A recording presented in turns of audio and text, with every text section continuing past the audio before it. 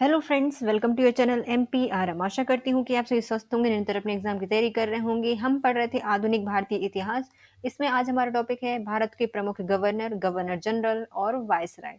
इसके हम लगभग 1 लाख वन लाइनर्स को कंप्लीट करने वाले हैं। तो चलिए फ्रेंड्स, स्टार्ट करते हैं। यदि आप हमारे चैनल पर नए हैं, अभी तक चैनल सब्सक्राइब नहीं किया है, तो प्लीज़ यदि आपको वीडियो थोड़ा सा भी यूजफुल लगता है तो वीडियो को लाइक कीजिए, कमेंट कीजिए, चैनल को सब्सक्राइब कीजिए और अपने प्यारे प्यारे फ्रेंड्स के साथ वीडियो को शेयर कीजिए। इसको हम यूथ कॉम्पिटेटिव टाइम्स की बुक से कंप्लीट कर रहे हैं। तो चलिए स्टार्ट करते हैं।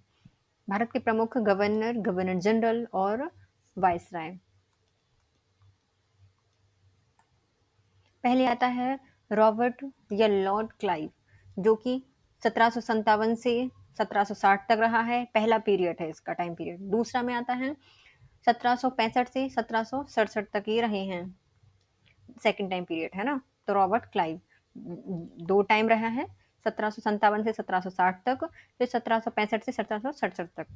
अली नगर की संधि फरवरी 1757 को रॉबर्ट क्लाइव ने किसके साथ की थी? तो बंगाल के नवाब सिराज उद दौला के साथ। तो भैया सिराज उद दौला के साथ इनके द्वारा की गई है अली नगर की संधि। किसने की है? रॉबर्ट क्लाइव ने की है। लाइव टेलीकास्ट दिखाया जा रहा था बंगाल के नवाब सिराज उद दौला के साथ फरवरी 1857 को। पलासी 1757, 1857 नहीं, 1757।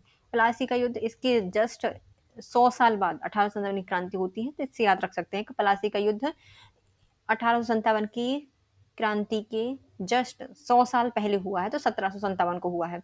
पलासी का युद्ध 1757 को किस गवर्नर के समय हुआ था? रॉबर्ट क्लाइव के समय हुआ था, क्योंकि इन्हें लाइव देखा था पलासी का युद्ध 1757 को। भारत में ब्रिटिश साम्राज्य का संस्थापक कौन है? रॉबर्ट क्लाइव है, क्योंकि पलासी का युद्ध जीत गया तो ब्रिटिश साम्राज्य की स्थापना कर दी, तो इसका संस्थापक माना जाता है रॉबर्ट क्लाइव को। ब्रिटिश कंपनी द्वारा बंगाल का पहला गवर्नर किसे नियुक्त किया गया था? रॉबर्ट क्लाइव को। मतलब इन्होंने शासन स्थापित किया तो इनको बंगाल का पहला गवर्नर बना दिया गया है, रॉबर्ट क्लाइव को, जो कि 1757 से 1760 तक रहे हैं।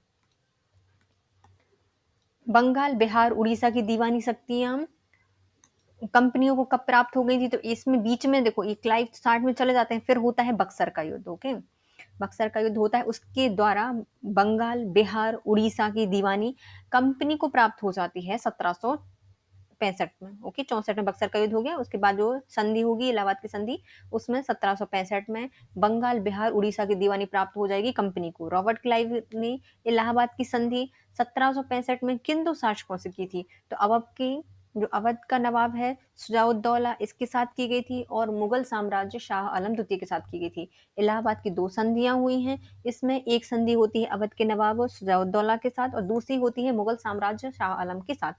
सहायक संधि को स्वीकार करने वाला पहला शासक था अवध का नवाब, जो कि 1765 में अपनाई गई थी। सहायक संधि को स्वीकार करने वाला पहला शासक है अवध के नवाब 1765 में। किस संधि के द्वारा मुगल साम्राज्य ब्रिटिश कंपनी के पेंशनर बन गए थे? तो ये है इलाहाबाद की संधि। इलाहाबाद की संधि हुई, मुगल सम्राट जो हैं वह ब्रिटिश कंपनी के पेंशनर बन गई है इलाहाबाद की संधि से, और सहायक संधि स्वीकार कर ली है अवध के नवाब के द्वारा 1765 में। बंगाल में द्वैत शासन की शुरुआत रॉबर्ट क्लाइव के द्वारा कब की गई थी? 1765 में। बंगाल में जो द्वैत शासन व्यवस्था है वो लागू कर दी गई है रॉबर्ट क्लाइव के द्वारा। 1765 से 1772 तक के बंगाल में स्थापित द्वैत शासन को डाकू राज्य की संज्ञा किसने दी है? तो के एम पणिक्कर के द्वारा दी गई है। तो 1765 से 1772 तक चला है द्वैत शासन बंगाल में, और इसको दी गई है डाकू की राज्य की संज्ञा। किसने दी है? के एम पणिक्कर के द्वारा दी गई है। क्लाइव के समय हुए श्वेत विद्रोह, जो कि 1766 में हुआ था, क्या कारण था? तो दोहरा भत्ता समाप्त करना। क्लाइव के समय समय हुई है श्वेत विद्रोह हुआ है, जो कि देखो, श्वेत मतलब अच्छे से साफ सुथरी चीज होगी ना, साफ साफ होगी। तो 1766 में हुई है ये श्वेत विद्रोह, और ये दोहरा भत्ता समाप्त करने के कारण हुई थी। रॉबर्ट क्लाइव और वॉरेन हेस्टिंग के मध्य कौन बंगाल का गवर्नर जनरल रहा था? तो ये हैं हेनरी वेरिलास्ट और कार्टियर। रॉबर्ट क्लाइव और वॉरेन हेस्टिंग के बीच में दो गवर्नर रहे हैं बंगाल के। पहले आते हैं हेनरी वेरिलास्ट, जो कि 1767 से 1769 तक रहे हैं, और दूसरे आते हैं कार्टियर, जो कि 1769 से 1772 तक रहे हैं। किसे स्वर्ग से उत्पन्न सेना नायक कहा गया है? तो रॉबर्ट क्लाइव को कहा गया, क्योंकि इन्हें प्लासी का युद्ध देखा है लाइव। तो इनको स्वर्ग से उत्पन्न सेनानायक कहा गया है। रॉबर्ट क्लाइव को ईश्वर द्वारा भेजा गया सेनापति किसने कहा है? तो अर्ल ऑफ चैथम के द्वारा कहा गया है। तो अर्ली मॉर्निंग में उठे तो उन्हें देख लिया कि हाँ यार ईश्वर द्वारा भेजा गया सेनापति है, तो ईश्वर द्वारा भेजा गया सेनापति रॉबर्ट क्लाइव को कहा गया है अर्ल ऑफ चैथम के द्वारा। हमारे टीपू ने शायद ही किसी ऐसे व्यक्ति को जन्म दिया हो जो युद्ध और विचार विमर्श में उससे बढ़कर हो। यह कथन क्लाइव के संबंध में किसने कहा था? तो ये है लॉर्ड मैकाले ने कहा था कि हमारे टीपू ने शायद ही ऐसे व्यक्ति को जन्म दिया हो जो युद्ध और विचार विमर्श में उससे बढ़कर हो। ये क्लाइव के संबंध में कहा था लॉर्ड मैकाले के द्वारा। फिर आते हैं Warren Hasting. Lord Warren Hasting 1772 से 1785 तक रहे हैं। पहले क्लाइव, फिर आते हैं वॉरेन हेस्टिंग। इसके बीच में दो रहे हैं, कार्टियर और वेरेलास्ट। वॉरेन हेस्टिंग फेमस थे इसलिए हम इनको पढ़ने वाले हैं 1772 से 1785 तक। ईस्ट इंडिया कंपनी ने इसे बंगाल का पहला गवर्नर जनरल बनाया था, वॉरेन हेस्टिंग को बनाया था। Warren Hasting East India Company का बंगाल का पहला गवर्नर जनरल बना है वॉरेन हेस्टिंग। बंगाल में रॉबर्ट क्लाइव द्वारा स्थापित द्वैत शासन को किसने समाप्त कर दिया था? तो वॉरेन हेस्टिंग ने कर दिया था। क्लाइव ने द्वैत शासन प्रारंभ किया था, इसको समाप्त किया है वॉरेन हेस्टिंग ने। बंगाल में द्वैत शासन का अंत कब हुआ था? 1772 को। इसे साथ छोड़ दिया था, साथ दो नहीं दो, तो द्वैत शासन समाप्त हुआ है 1772 को। 1772 में प्रत्येक जिले में एक दीवान और एक फौजदारी न्यायालय की स्थापना की शुरुआत की थी। किसने की थी? वॉरेन हेस्टिंग ने की थी। तो 1772 में क्या हुआ था? जितने भी जिले हैं वहां पर एक दीवानी और एक फौजदारी न्यायालय की स्थापना कर दी गई थी वॉरेन हेस्टिंग के द्वारा, और द्वैत शासन भी ने समाप्त कर दिया 1772 को। रेगुलेटिंग एक्ट 1773 के तहत कलकत्ता में सुप्रीम कोर्ट की स्थापना किसके समय की गई थी? वॉरेन हेस्टिंग के समय की गई थी। रेगुलेटिंग एक्ट 1773 में कलकत्ता में सुप्रीम कोर्ट बना है, स्थापना की है वॉरेन हेस्टिंग के समय। वॉरेन हेस्टिंग के समय कोष का स्थानांतरण मुर्शिदाबाद से कहाँ किया गया था? कलकत्ता किया गया था। ये बंगाल के बने थे ना, तो बस मुर्शिदाबाद में क्यों रखेंगे कोष, तो मुर्शिदाबाद से कहाँ लेके चले गए? कलकत्ता लेके चले गए अपना कोष।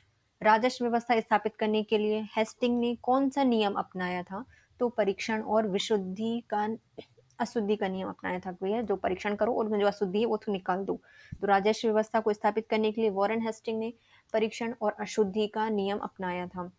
संपूर्ण लगान के हिसाब की देखभाल के लिए एक भारतीय अधिकारी राय रायन किसने नियुक्त किया था? तो वॉरेन हेस्टिंग ने किया था। तो भैया इनसे इन्होंने एक वारंट जारी किया कि जितना भी लगान है उसका हिसाब लगाओ और वारंट जारी करो। तो इनसे राय ली ली, तो राय रायन की नियुक्ति की गई थी। संपूर्ण लगान के हिसाब की देखरेख करने के लिए एक भारतीय अधिकारी राय रायन की नियुक्ति की है वॉरेन हेस्टिंग ने। राय रायन के पद की नियुक्ति होने वाला पहला व्यक्ति कौन था? तो उनका नाम है राजा राजवल्लभ।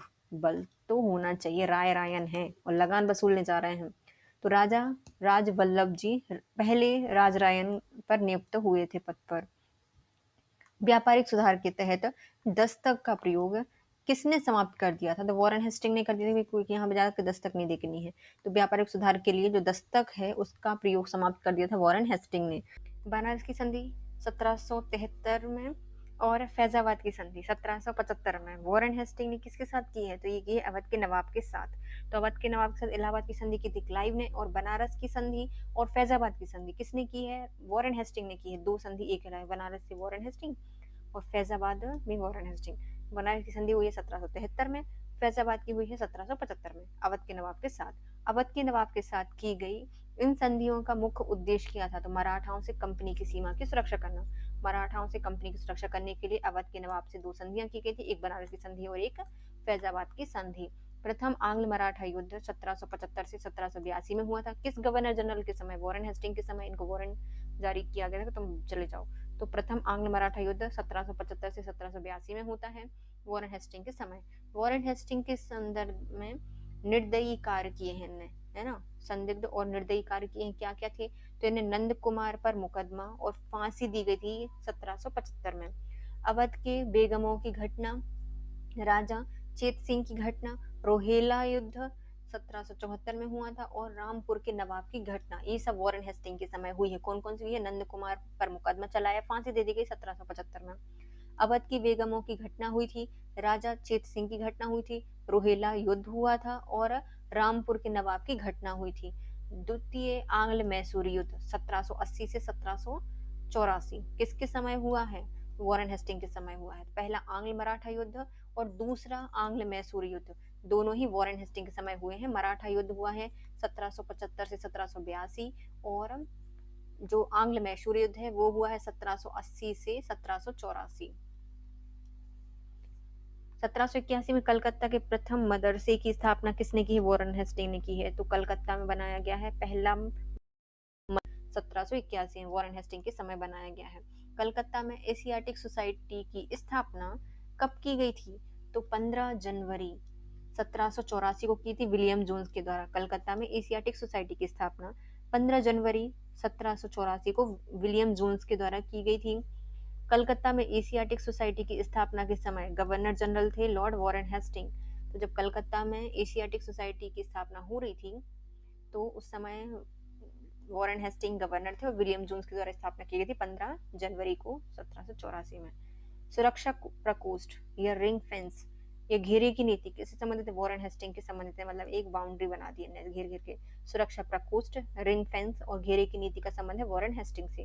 किस गवर्नर जनरल पर महाभियोग का मुकदमा चलाया गया था? तो यह है वॉरेन हेस्टिंग, जिस पर 1788 से 1795 तक मुकदमा चला था ये।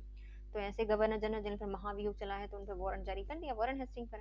वॉरेन हेस्टिंग पर महाभियोग किसने लगाया था? तो वर्क ने लगाया था कि भैया वर्क अच्छे से काम नहीं करते, तो वर्क के द्वारा वॉरेन हेस्टिंग पर लगाया गया था महाभियोग का आरोप, महाभियोग चलाया गया था। पिट्स इंडिया एक्ट 1784 में किसके समय लागू हुआ था? वॉरेन हेस्टिंग के समय हुआ था। पिट्स इंडिया एक्ट 1784 में वॉरेन हेस्टिंग के समय लागू हुआ है। सर जॉन मैकफरसन 1785 से 1786 के मध्य अस्थायी गवर्नर जनरल नियुक्त किए गए थे। तो ये कौन है? सर जॉन मैकफरसन है। जब ये पिट्स इंडिया एक्ट आया था उसके बाद, वॉरेन हेस्टिंग के बाद, ये 1785 से 1786 तक, मतलब एक साल तक अस्थायी गवर्नर जनरल नियुक्त किए गए थे।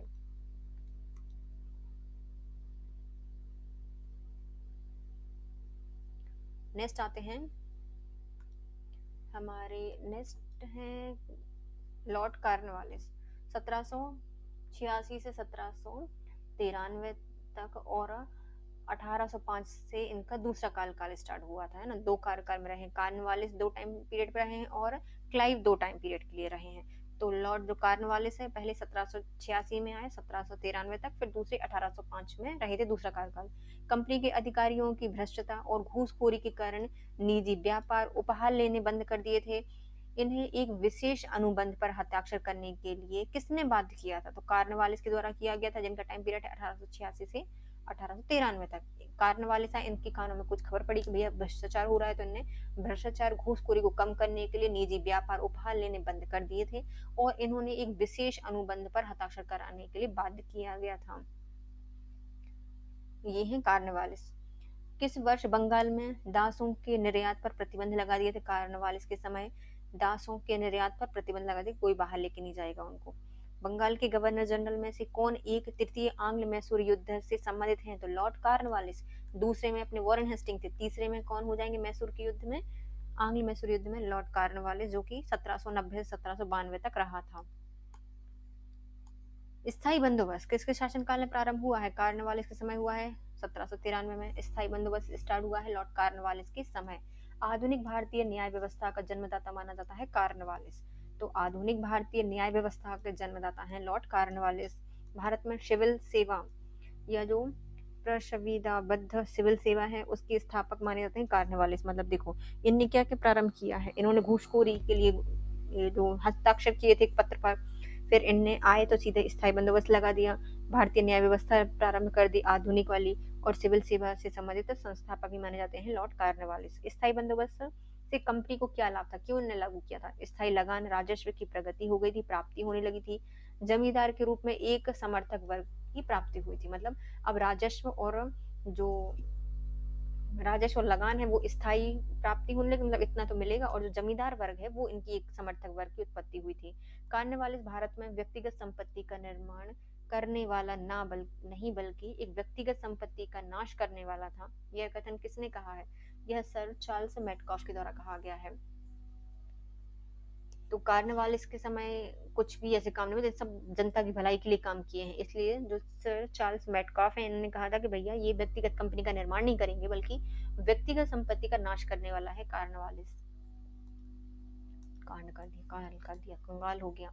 कार्नवालिस ने प्रशासनिक, न्यायिक, पुलिस एवं राजस्व के संबंध में नियम की एक संहिता किस नाम से तैयार की थी? तो इसे कार्नवालिस कोड कहा गया था, 1793 में लागू किया गया था।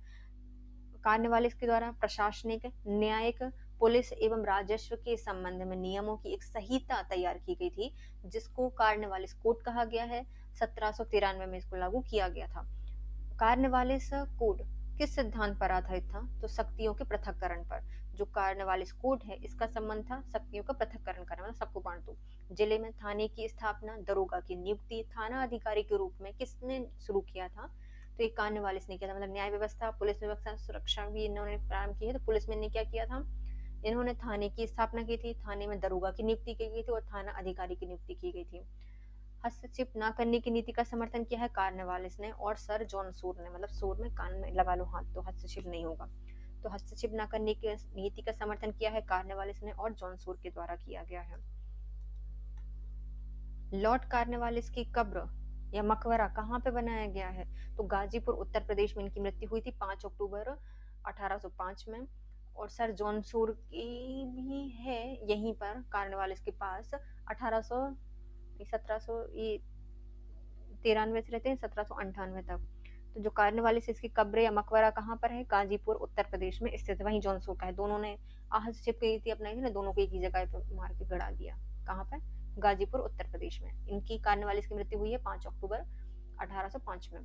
तटस्थता की नीति बड़ी कठोरता से पालन किस गवर्नर जनरल ने की थी? जॉन सूर ने की थी। मतलब कठोरता से, एकदम सूर में कहानी बंदी कर ली है। तो कठोरता से तटस्थता की नीति को लागू किया है, पालन किया है जॉन सूर के द्वारा। अब आते हैं नेक्स्ट, लॉर्ड वेलेजली। ये इनके टाइम मैसूर का लास्ट युद्ध होगा, चौथा। 1798 से 1805 तक रहे हैं ये लॉर्ड वेलेजली। भारतीय राज्यों पर अंग्रेजी प्रभुत्व स्थापित करने के लिए किसने प्रशासन में सहायक नीति या संधि प्रणाली का सूत्रपात किया है? तो लॉर्ड वेलेजली ने किया है। तो ये जैसे यानी देखा कि हमें सब पर राज करना है, तो अंग्रेजी प्रभुत्व स्थापित करने के लिए सहायक संधि को आधार बनाया है लॉर्ड वेलेजली के द्वारा। चतुर्थ आंग्ल मैसूर युद्ध 1799 में किसके समय हुआ है? लॉर्ड वेलेजली के समय हुआ है। जो चौथा आंग्ल मैसूर युद्ध है 1799 में लॉर्ड वेलेजली के समय हुआ था। तंजौर का विलय लॉर्ड वेलेजली ने कब किया था? तो 1799 में किया था। 1799 में मैसूर का युद्ध हुआ, आंग्ल मैसूर युद्ध हुआ चौथा। यहाँ पे तंजौर पर अधिकार कर लिया, विलय कर लिया है 1799 में।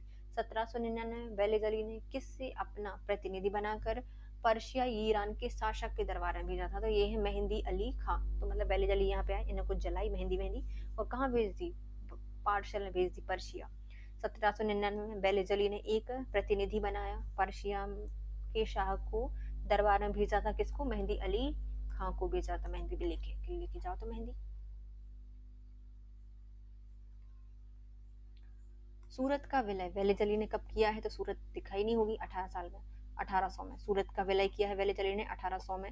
वेलेजली ने कर्नाटक का विलय कब किया है? तो 1801 में। मतलब 18 के बाद 1 जुड़ गया तो कर्नाटक करने लगा, तो कर्नाटक का विलय किया है 1801 में। सहायक संधि को किसके शासनकाल में क्रियान्वित किया गया था? वेलेजली ने किया है। 1798 से 1805 तक बहुत सारी सहायक संधि की गई हैं, तो इसका क्रियान्वयन किया है किसने? वेलेजली ने। वेलेजली की सहायक संधि स्वीकार करने वाला पहला राज्य कौन सा था? हैदराबाद से। सब लोग हैरान रह गए थे कैसे हो गया 1798 को। और 1799 को इन्होंने तंजौर स्थापित, मतलब तंजौर को अपने साम्राज्य में लाया था। 1800 में सूरत, 1801 में इन्हें कर्नाटक। और पहली संधि स्वीकार की थी हैदराबाद ने 1798 को। लॉर्ड वेलेजली की सहायक संधि स्वीकार करने वाला पहला मराठा सरदार कौन था? तो पेशवा बाजीराव द्वितीय। 31 दिसंबर 1802 को इन्होंने सहायक संधि स्वीकार की थी। लॉर्ड वेलेजली की सहायक संधि को स्वीकार करने वाला पहला मराठा है पेशवा बाजीराव द्वितीय। पहला नहीं, पहले तो बहुत कूट था, दूसरा है पेशवा बाजीराव सेकंड। 31 दिसंबर 1802 को इन्होंने स्वीकार की थी। 1802 की बसीन की संधि पर हस्ताक्षर करने वाले शासक हैं एक अंग्रेज, जो कि कार्नवालिस नहीं, वेलेज़ली होंगे और दूसरे हैं बाजीराव द्वितीय जो कि मराठाओं की प्रथम सहायक संधि थी। किसके तहत हुई थी? 1802 में बसीन की संधि के तहत हस्ताक्षर किए थे। ईस्ट इंडिया कंपनी का राजपूत राज्यों से सहायक संधि करने वाला मुख्य उद्देश्य क्या था? अंग्रेजों की प्रभुसत्ता स्थापित करना। ईस्ट इंडिया कंपनी का राजपूत राज्यों से सहायक संधि करने का उद्देश्य था अंग्रेजों की प्रभुसत्ता स्थापित करना। लॉर्ड वेलेज़ली द्वारा शुरू की गई सहायक संधि की व्यवस्था के बारे में बताइए। दूसरों के खर्च पर एक बड़ी सेना बनाए रखना, भारत को नेपोलियन के खतरे से सुरक्षित रखना, भारतीय रियासतों के ऊपर ब्रिटिश सर्वोच्चता स्थापित करना, ये सब वेलेज़ली चाहता था। तो वेलेज़ली के द्वारा जो सहायक संधि स्थापित की गई थी उसके मुख्य उद्देश्य थे, पहला, दूसरों के खर्च पर बड़ी सेना होगी इनके पास, भारत पर नेपोलियन का खतरा कम हो जाएगा, भारतीय रियासतों के ऊपर ब्रिटिश सर्वोच्चता स्थापित हो जाएगी।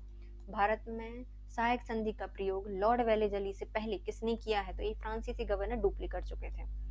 सहायक संधि भारत में वेलेज़ली से पहले फ्रांसीसी गवर्नर डुप्ले ने की थी। सहायक संधि के संबंध में किसने लिखा है कि भारतीय राज्यों ने अपनी स्वतंत्रता, राष्ट्रीय चरित्र और सब जो किसी राज्य की प्रतिष्ठा बनाते हैं बेचकर सुरक्षा मूल्य ले ली थी। तो ये सर टॉमस मुनरो के द्वारा कहा गया है कि इनकी मुंडी काम नहीं कर रही। इन्हें सहायक संधि स्वीकार कर ली। भारतीय राजाओं ने अपनी स्वतंत्रता, राष्ट्रीय चरित्र और वह सब कुछ राज्य को प्रतिष्ठित बनाए रखते हैं सब बेचकर सिर्फ सुरक्षा मूल्य खरीदी है। सर टॉमस मुनरो ने कहा था, हमारी नीति, हमारे लक्ष्य ने समस्त भारतीय शक्तियों को शून्य स्थिति में पहुंचा दिया है। ये किसने कहा था? ये कहा था ऑथर वेलेज़ली ने कहा था, है ना। जो ऑथर वेलेज़ली हैं, लॉर्ड वेलेज़ली कहा जाता है। इनने क्या कहा था कि हमने ऐसी नीति बनाई है, हमारा लक्ष्य क्या है? समस्त भारतीयों की शक्तियों को शून्य करना, और हमने कर दिया है, वेलेज़ली के द्वारा कहा गया। अब आती है वेलेज़ली के द्वारा प्रारंभ की गई प्रमुख सहायक संधियां। किसने कब अपनाई है वो देखते हैं। पहले आते हैं राज्य और उनसे संबंधित वर्ष। पहले हैदराबाद 1798 में है, ओके, 1798 में है। मैसूर 1799 में है। तंजौर 1799। मैसूर में 2 आई है ना, मैसूर में ये चौथा मैसूर युद्ध हुआ था, आंग्ल मैसूर युद्ध, तो इसको समाप्त कर दिया था। 1799 में मैसूर पर अधिकार किया, उसके बाद तंजौर पर किया है। फिर आते हैं अवध। अवध और कर्नाटक, है ना। अवध और कर्नाटक में हुई है 1801 में। 1800 में सूरत की संधि हुई थी, मतलब वो है ना, सूरत पर इन्होंने सहायक संधि लागू कर दी थी। ये बीच में हट गया। 1800 में क्या है? सूरत। फिर पेशवा 1802 में इनके द्वारा प्रारंभ किए थे, बाजीराव द्वितीय ने हस्ताक्षर किए थे। बरार के भोसले 1803 में किया था, भरोसा गया तीनों से। 1803 में बरार के भोसले। सिंधिया 1804 में सिंधिया के द्वारा की गई है। फिर जोधपुर, जयपुर, मच्छेरी, बूंदी और भरतपुर ये आते हैं, ओके, मतलब सभी आते हैं, क्रम से पूछते हैं वो किसका किसका है। सिंधिया है 1804, भोसले हैं 1803, पेशवा है 1802, 1801 था कर्नाटक और अवध, है ना, अवध। फिर तंजौर है 1899 में। 1800 में कौन था अपना? सूरत। और इसके सिंधिया के बाद आते हैं जोधपुर, जयपुर। जोधपुर, जयपुर, मल्लिचेरी, बूंदी और भरतपुर। किसने सहायक संधि स्वीकार नहीं की थी? तो ये हैं इंदौर के होलकर। इनने कभी सहायक संधि स्वीकार नहीं की है।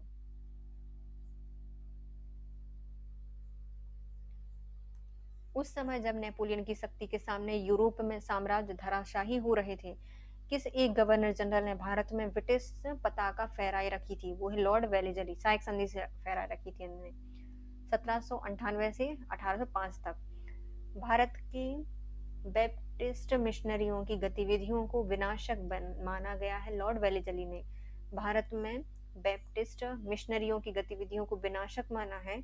लॉर्ड वेलेज़ली ने कहा था ये जल जाएंगी, बैप्टिस्ट ज्यादा प्रोटेस्ट मत करो। बैप्टिस्ट मिशनरियों की गतिविधियों को विनाशक माना है लॉर्ड वेलेज़ली ने। फिर आते हैं सर जॉन बार्लो। यह स्मरणीय तथ्य इनके 2 ही 3 हैं। 1805 से 1807 तक 2 वर्ष तक ये रहे हैं। इनके समय बेल्लोर के सिपाही विद्रोह हुए हैं 1806 में, और हस्तक्षेप की नीति का समर्थन किया है। तो सर जॉन बार्लो के द्वारा इनके समय में हुआ था बेल्लोर में सिपाही विद्रोह 1806 में, और हस्तक्षेप की नीति का समर्थन इन्होंने किया है।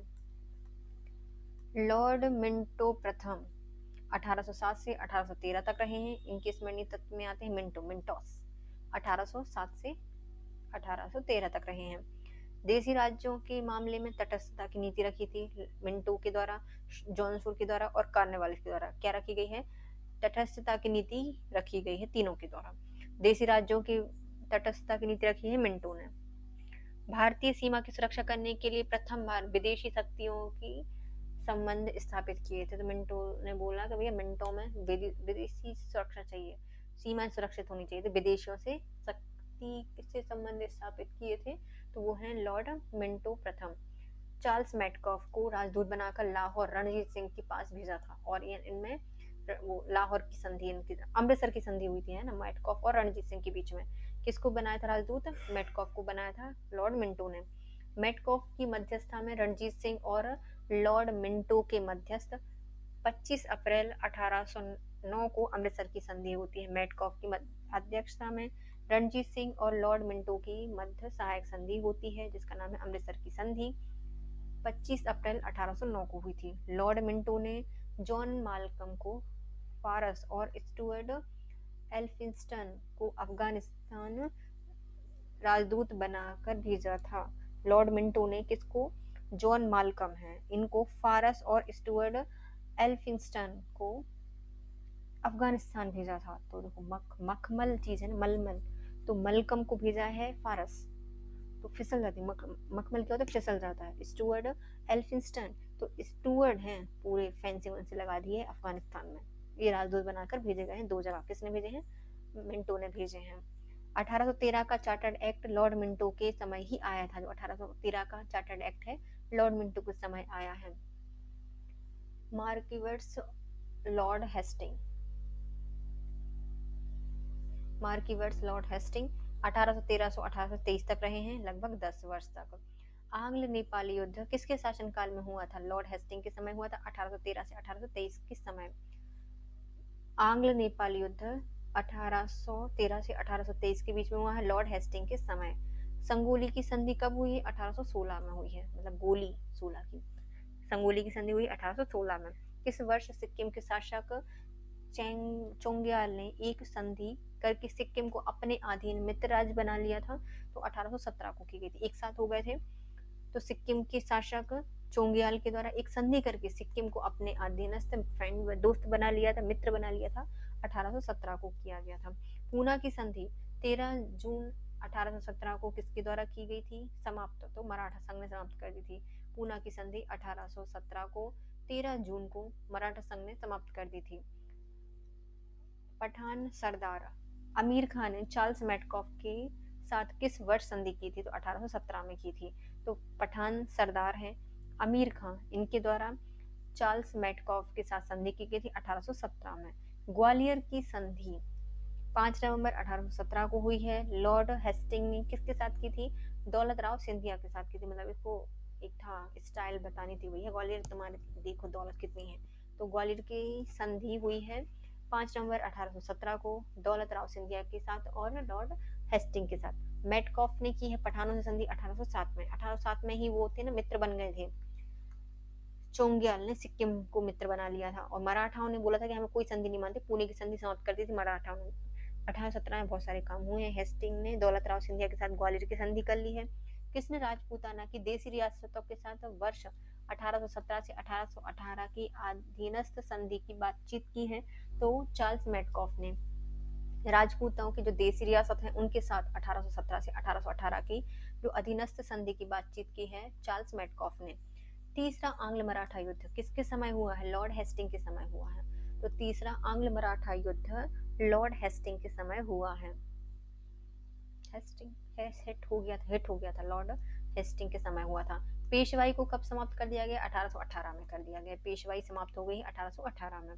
पिंडारियों को सुनहला झंडा किसने प्रदान किया है? तो ये है मल्हार राव होलकर। पिंडारियों को सुनहला झंडा प्रदान किया है मल्हार राव होलकर के द्वारा। किस गवर्नर जनरल ने पिंडारियों और पठानों का दमन किया है? तो हेस्टिंग। पिंडारी हैं और पठान है, पठान ने तो संधि की थी ना 1817 में मिंटो के समय। और ये पठानों का दमन किया है, पिंडारियों का दमन किया है लॉर्ड हेस्टिंग ने। सर थॉमस मुनरो किन वर्षों में मद्रास के गवर्नर बने थे? 1820 से 1827 में। तो सर थॉमस मुनरो ने मद्रास के गवर्नर बने हैं 1820 से 1827। किसको मराठाओं का मेहतर या टिड्डी दल कहा गया है? तो पिंडारियों को कहा गया है। किसको मराठाओं का मेहतर या टिड्डियों का दल कहा गया है? पिंडारियों का। किसने पिंडारियों को मराठा शक्ति के साथ शिकारी कुत्तों की संज्ञा दी थी? तो मैलकम के द्वारा की गई थी। ने कहा वेलकम वेलकम, शिकारी आए हैं कुत्तों के साथ। तो मराठा शिकारियों के साथ शिकारी कुत्तों की संज्ञा दी गई है पिंडारियों को मैलकम ने। 1822 में बंगाल में काश्तकारी अभियान किसके समय प्रारंभ हुआ था? लॉर्ड हेस्टिंग के समय हुआ था। तो बंगाल में काश्तकारी जो अधिनियम है 1822 में प्रारंभ हुआ है लॉर्ड हेस्टिंग के समय। रैयतवाड़ी व्यवस्था का विचार किसने दिया था? तो ये थॉमस मुनरो है। इनने कहा था भैया थोड़ा सा रैयत देखेंगे, रैयत व्यवस्था का विचार दिया है थॉमस मुनरो ने। रैयतवाड़ी व्यवस्था की शुरुआत की है लॉर्ड हेस्टिंग ने। रैयतवाड़ी व्यवस्था प्रारंभ की है हेस्टिंग ने, विचार दिया था थॉमस मुनरो ने। रैयतवाड़ी व्यवस्था सर्वप्रथम किस प्रांत में शुरू की गई थी? मद्रास में की गई थी। मद्रास में प्रारंभ की गई है।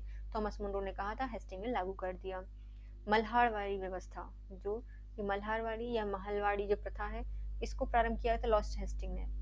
रैयतवाड़ी व्यवस्था और महलवाड़ी व्यवस्था, इसको लॉर्ड हेस्टिंग ने प्रारंभ किए हैं। बंगाल में वर्नाकुलर स्कूल किसने खुलवाए थे? लॉर्ड हेस्टिंग ने खुलवाए थे। हॉस्टल में खुलवाई होंगी तो वर्नाकुलर स्कूल किसने खुलवाया है? लॉर्ड हेस्टिंग ने जॉन एडम 1823 में जॉन एडम और हेस्टिंग ने खुलवाए थे। 1823 में। सन 1823 में कौन अस्थायी गवर्नर जनरल नियुक्त किया गया था? तो ये है जॉन एडम। अस्थायी थे, यहाँ बम लुढ़क गया आइटम, ये वहां लुढ़क गया। तो अस्थायी गवर्नर जनरल नियुक्त किए गए हैं जॉन एडम और लॉर्ड एम्सहर्ट। अस्थायी गवर्नर चुने गए हैं दो व्यक्ति, एक जॉन एडम और लॉर्ड एमहर्स्ट। एडम उनके साथ भी थे जब इनने वर्नाकुलर स्कूल स्थापित की थी हेस्टिंग ने तब। बैरकपुर का सैन्य विद्रोह 1824 में किसके समय हुआ था? एमहर्स्ट के समय हुआ था। इनको हष्ट पुष्ट कर दिया होगा बैरकपुर के सैनिकों ने। तो बैरकपुर का जो सैन्य विद्रोह है 1824 में हुआ है एमहर्स्ट के समय। प्रथम आंग्ल बर्मा युद्ध 1824 से 1826 में किसके समय हुआ है? तो ये भी लॉर्ड एमहर्स्ट के साथ हुआ है, समय हुआ है। आंग्ल बर्मा युद्ध 1824 से 1826 में लॉर्ड एमहर्स्ट के समय हुआ है। यांडू की संधि, ये प्रथम आंग्ल बर्मा युद्ध समाप्त होने के बाद हुई थी 1826 को। यांडू की संधि प्रथम आंग्ल बर्मा युद्ध के बाद हुई थी 1826 में। नेक्स्ट है लॉर्ड विलियम बेंटिक 1828 से 1835 तक। लॉर्ड विलियम बेंटिक 1835 से 1828 से 1835 तक। विलियम बेंटिक को मद्रास का गवर्नर कब बनाया गया है? 1803 में बनाया गया है। लॉर्ड विलियम बेंटिक को मद्रास का गवर्नर बनाया गया है 1803 में। किस गवर्नर जनरल द्वारा सती प्रथा का उन्मूलन किया गया है? लॉर्ड विलियम बेंटिक ने किया है। सती प्रथा का उन्मूलन 1829 को किया गया था, है ना। 1829 को किया गया है लॉर्ड विलियम बेंटिक ने। नियम 17 के द्वारा दिसंबर 1829 को विलियम बेंटिक ने किस घृणित प्रथा पर प्रतिबंध लगा दिए थे? सती प्रथा को लगा दिए थे। नियम 17 के दौरान दिसंबर 1829 में किस प्रथा पर विलियम बेंटिक ने प्रतिबंध लगाया है? सती प्रथा पर। विलियम बेंटिक द्वारा सती प्रथा किस वर्ष समाप्त किया गया था? 1829 में। विलियम बेंटिक ने सती प्रथा प्रतिबंधित की है 1829 में। सती प्रथा निषेध किस वर्ष मद्रास और मुंबई प्रेसिडेंसी में लागू हुआ था? 1830 में। तो सती प्रथा निषेध और मद्रास मुंबई प्रेसिडेंसी में लागू किया गया है इसको 1830 में। इनकी जो प्रेसिडेंसी वाले ने लागू कर दिया मद्रास में और मुंबई में। तथा कथित कुप्रशासन के आधार पर गवर्नर जनरल ने मैसूर राज्य के प्रशासन को ले लिया था लॉर्ड विलियम बेंटिक ने। इन्हें कहा था भैया तुम्हारा बेटरमेंट है नहीं तुम्हारे यहाँ की जनता में, हमें दे दो, मसूर की दाल खाओ। और 1831 में मैसूर पर कुप्रशासन का आरोप लगाकर इन्होंने मैसूर को अपने प्रशासन में ले लिया था लॉर्ड विलियम बेंटिक ने 1821 में। अवध और ये मैसूर दोनों ऐसे हैं जो कि कुप्रशासन के आधार पर विलय किए गए हैं। वह गवर्नर जनरल कौन था जिसने अदालतों में क्षेत्रीय भाषाओं को शुरू कराया था? William Bentinck. इन्होंने जो अदालतें हैं उनमें क्षेत्रीय भाषाओं को शुरू कराया था। भारत के गवर्नर जनरल कौन है? प्रथम लॉर्ड विलियम बेंटिक है, 1833 के अधिनियम के द्वारा बने थे। भारत के पहले गवर्नर जनरल हैं लॉर्ड विलियम बेंटिक, 1833 में बने थे। 1834 में कुर्ग और कछार की रियासतों को किसने कुप्रशासन के आधार पर अपने प्रशासन में मिला लिया था? विलियम बेंटिक ने। देखो इसने पहले मिलाया है मैसूर, मसूर की दाल। फिर कुर्ग, मुर्गे को दी, और कछार, छार छाड़ दी। तो कछार, तो कुर्ग, कछार और मैसूर को किसने कुशासन के आधार पर मिलाया है? विलियम बेंटिक ने। ठगों का उन्मूलन किसने किया है? तो कैप्टन स्लीमैन के द्वारा किया गया है। तो स्लीमैन के द्वारा ठगों का उन्मूलन किया गया है। लॉर्ड विलियम बेंटिक द्वारा किए गए प्रशासनिक उपाय। पहले सती प्रथा का अंत किया, ठगी प्रथा का अंत किया, अंग्रेजों को शिक्षा का माध्यम बनाया, अंग्रेजी को सरकारी सेवाओं में भेदभाव का अंत किया। तो लॉर्ड विलियम बेंटिक के द्वारा सती प्रथा, ठग प्रथा, जाति व्यवस्था तो नहीं पता, लेकिन अंग्रेजी शिक्षा को प्रारंभ किया था और शहरी जो सरकारी सेवाएं हैं उनमें भेदभाव को कम किया था। किसने बाल हत्या और नल बलि को गैर कानूनी घोषित किया है? विलियम बेंटिक के द्वारा। बाल हत्या और जो नरबलि है उसको गैर कानूनी घोषित किया है विलियम बेंटिक के द्वारा। 1835 का शिक्षा संबंधी प्रस्ताव शिक्षा सुधार और अंग्रेजी भाषाओं को शिक्षा का माध्यम बनाने वाले जाने की घोषणा किसके समय की गई थी? विलियम बेंटिक के समय की गई थी। 1835 में शिक्षा संबंधी प्रस्ताव शिक्षा सुधार अंग्रेजी भाषा का शिक्षा का माध्यम बनाने की जो घोषणा है वह विलियम बेंटिक ने की है। लॉर्ड कॉर्नवालिस द्वारा स्थापित प्रांतीय अपील भ्रमणकारी न्यायालयों की समाप्ति किसने की है? तो विलियम बेंटिक ने की है। तो प्रांतीय अपील नहीं कर सकते, स्थापित जो प्रांतीय अपील है वो, और जो भ्रमणकारी न्यायालय थे यहाँ वहां जाके न्याय करते थे, ये कॉर्नवालिस ने स्थापित किए थे, लेकिन विलियम बेंटिक ने इसको समाप्त कर दिया। लॉर्ड मेटकॉफ 1835 से 1836 में, लॉर्ड मेटकॉफ 1835 से 1836 में रहे हैं। 1835 का प्रेस एक्ट किसके समय पारित हुआ था? लॉर्ड मेटकॉफ के समय पारित हुआ था। 1835 में प्रेस एक्ट लॉर्ड मेटकॉफ के समय पारित हुआ था। समाचार पत्रों का मुक्तिदाता किस गवर्नर जनरल को कहा जाता है? लॉर्ड मेटकॉफ को कहा जाता है। समाचार पत्रों का मुक्तिदाता कहा जाता है लॉर्ड मेटकॉफ को। लॉर्ड ऑकलैंड 1836 से 1842 तक रहे हैं। 1836 में दोस्त मोहम्मद ने किस गवर्नर जनरल से रणजीत सिंह का विरुद्ध सहायता मांगी थी? तो ये हैं लॉर्ड ऑकलैंड से। ऑकलैंड 1836 से 1842 तक है। 1836 में जो दोस्त मोहम्मद खान हैं इनके द्वारा ऑकलैंड से सहायता मांगी गई थी कि रणजीत सिंह से हमारी सहायता करो। प्रथम आंग्ल अफगान युद्ध 1839 से 1842 में हुआ है। किस गवर्नर जनरल के समय? ऑकलैंड के समय। ऑकलैंड के समय हुआ है पहला आंग्ल अफगान युद्ध 1839 से 1842। लॉर्ड एलिनबरो 1842 से 1844 है। सिंध पर ब्रिटिश हुकूमत ने किस वर्ष अधिग्रहण किया था? तो अगस्त 1843 को किया था। सिंध पर ब्रिटिश हुकूमत लॉर्ड एलिनबरो के समय आई है अगस्त 1843 को। सिंध का ब्रिटिश साम्राज्य में विलय किस गवर्नर जनरल ने किया था? एलिनबरो ने किया था। सिंध के विलय के समय सिंध की कंपनी का रेजिडेंट कौन था? चार्ल्स नेपियर थे। तो भैया ने कहा नापो नापो, चलो निकलो निकलो निकलो। तो सिंध के विलय के समय सिंध की कंपनी का रेजिडेंट था चार्ल्स नेपियर। किस गवर्नर जनरल ने भारत में दास प्रथा को समाप्त किया था? लॉर्ड एलिनबरो ने। बोला कोई दास नहीं रहेगा, तो दास प्रथा को समाप्त किया है भारत में एलिनबरो ने। दास प्रथा का उन्मूलन किस एक्ट से हुआ था? 1843 के।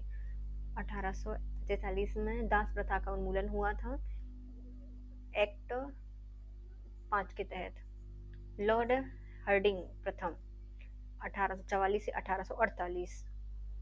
प्रथम आंग्ल सिख युद्ध 1845 से 1846 के समय गवर्नर जनरल हैं लॉर्ड हर्डिंग।